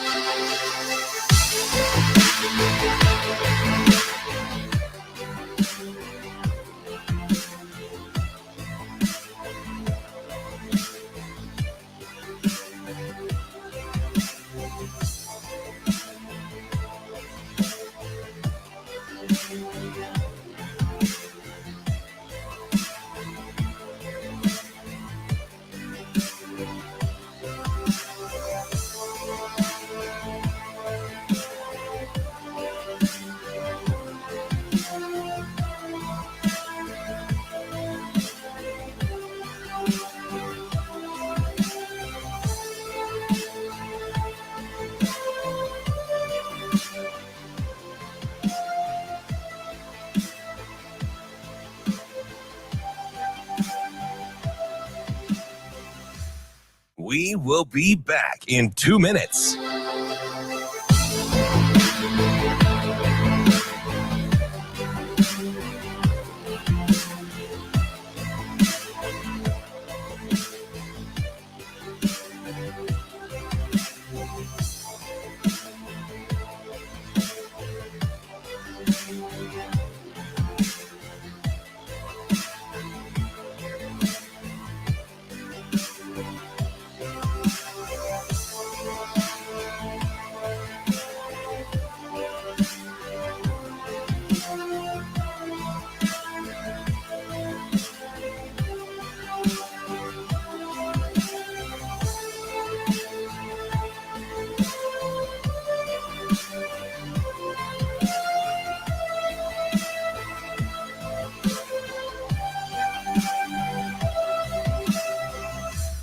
We will be back in 1 minute.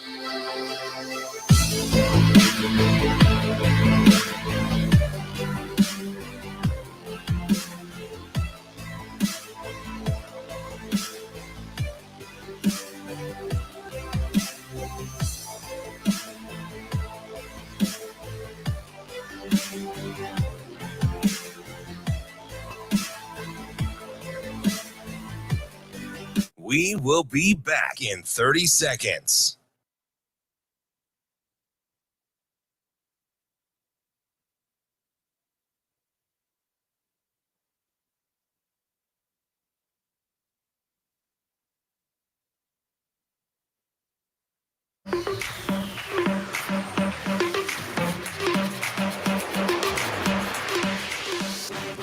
Hurrdat Sports presents the Damon Benning Show with Ravi Lulla.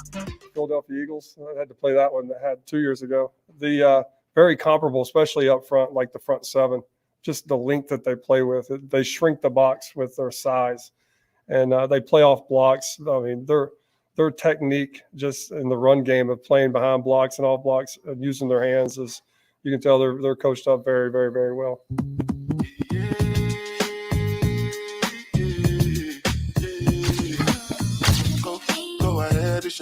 Wrapping up the show here on a Wednesday, the DB show with Ravi Lulla. We're talking to our friend Avarie Howard over here at Hurrdat Sports. Avarie, how are you this morning? Good morning, guys. What's going on? Abe, what's up? I heard we have to call you DB now, officially, always. Well, I think that's all you've ever said about to me. He Isn't gets it? so mad, Avarie. No, Ravi's just a ding dong. What? So, and he's like coming off a week of being in the doghouse, so he's on punishment. Why was I in the doghouse? You still haven't told me. Well, the whole quarterback discussion last week was leaving me a little. I was feeling some type of way. Start. We're not going to start that. So, but wait. Hey, full disclosure, what was the one 2 weeks ago that got you riled up? Trevor Lawrence. Oh yeah, see, you're trending in the wrong direction. I mean, super talented guy. I don't know what you want me to say. If I had said super talented instead of generational, nobody's having this conversation. Well, yeah, 100%. Yeah. It's like we. So you guys are losing your minds over like 3 degrees of separation. Can we be clear about that? You guys are losing your minds. No, Robbie, here's the issue. You know, it's like you turn on SportsCenter after like a night full of games, and like you get Stephen A. who tells you he's the best running back in all of college, and then you watch Get Up, and he's like, that's the greatest running back we've ever seen. Like, so which one is it? Like, you know, like why don't you just say he's good? Get him. Yeah, Ravi. Why don't you? You know, Generational. I just feel like I have to do with it because, like, how am I supposed to know he's that good if we're calling every running back the best running back we've ever seen? Well, I mean, to be clear, I didn't say that. I didn't say he was the best quarterback we've ever seen. I didn't say he was the most talented quarterback we've ever seen. I said he's a very talented quarterback for this generation. Whether he ever produces like that or not, I have no idea. That's all. That's not what it was, Avery. as you Anywho. know. Yeah, right. Hey, let me ask you something though, because everybody's mad. Everybody's mad. It's just angry. It's angry week. So how? At what point do you think we'll like openly give Coach Satterfield credit, even though the offense doesn't look the way that we want it to? Yeah. You know, I think I saw something this week about, I wish I remembered the stat, but our first half to second half adjustments and how we make those, it seems like. I feel like that's worth noting because I think it shows that we go to some sort of drawing board or system at half that lets us say, hey, we have to make changes here, here, and here, and they're in place to know how to do so.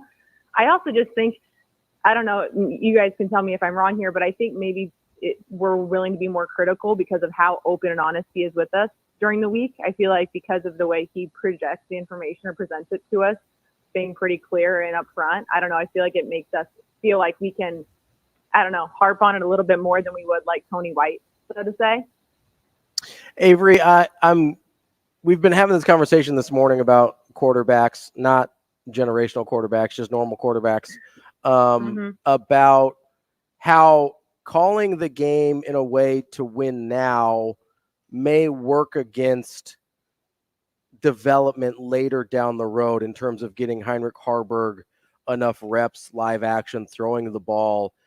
How do you think it's sustainable to play this way long term, or is this just kind of a life raft until they figure out the other parts of it?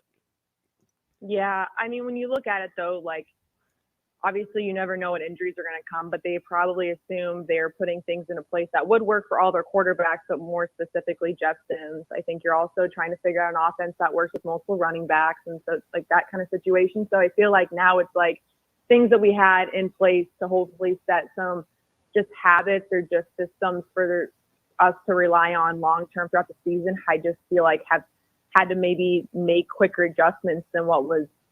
I mean, like I said, you have to assume that there's going to be injuries in there somewhere, but probably not to the extent of which they've seen in the first 2 to 3 weeks. So I think right now it feels like maybe how do you find a way to make it last, but also it has to be applicable now in order for us to get wins now that it's coming to the Big Ten schedule. I feel like we're asking that. This just hit me based on how Ravi phrased that. I feel like we're asking the question, how long are we willing to deal with the lack of potential turnovers? Is that too simple?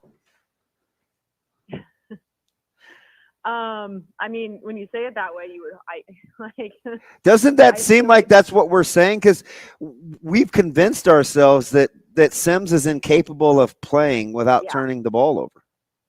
I would agree with you. And I think that's why when like Heinrich gets announced at games and there's so much conversation about him, there seems to be such a positive connotation. But if he was playing the way he's playing still and had a turnover or two, would we be having a completely different conversation? I don't know. But I am curious. I think you have to also look at the team. And I know this has already been discussed, but when you look at the competition, both these quarterbacks have played against also in different environments, how much does that alter the conversation as well? Also in terms of the turnover margin. I got you. Yeah, thinking about now. Yeah, I am. He's got the wheels turning a little bit. I'm not sure. I'm not sure I'm going to wrap my mind around this before. It just seems like we're willing to put up with a lower ceiling, being one dimensional and what we perceive less dynamic. Yes, as being less dynamic than. Because I just wonder. We got into this conversation, Avery. Do you think Jeff Sims deep down is thinking, well, if healthy, I can do that. Right? Yeah.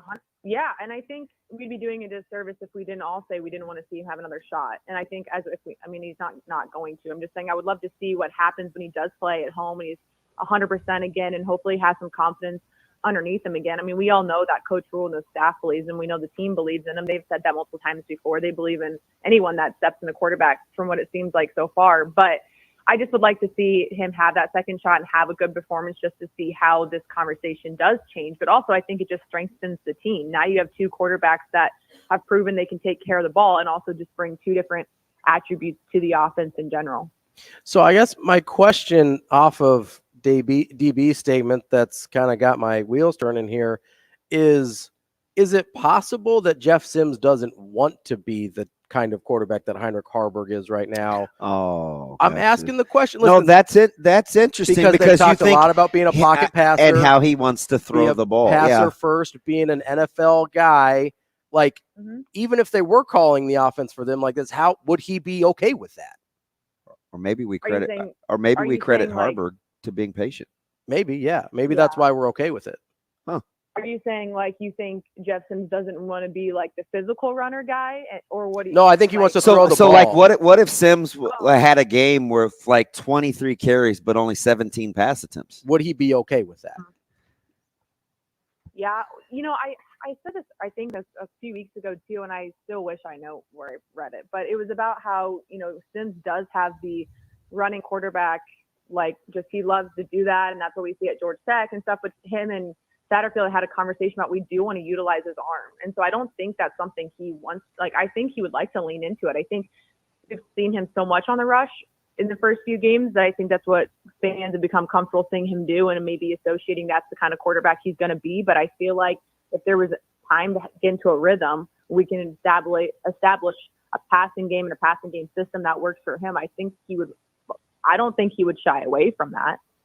Were you surprised to hear Coach Sat mention developing the passing game so specifically? Because I think when we hear him say it and then kind of put it with what we've seen, right? It's like, what in the like? What would that look like? Yeah, I agree, because I still think we're waiting to find those big explosive plays here and there to break things up, or some shots down the field, and it just still hasn't really happened. And so it is interesting to hear him say that. I would like to see it. I mean, I just, when we play other teams, it hurts us so much that I'm curious how we can intertwine just an explosive play here and there to mix in the run game. I think also, DB, you said this one time too, just about how we keep other defenses honest.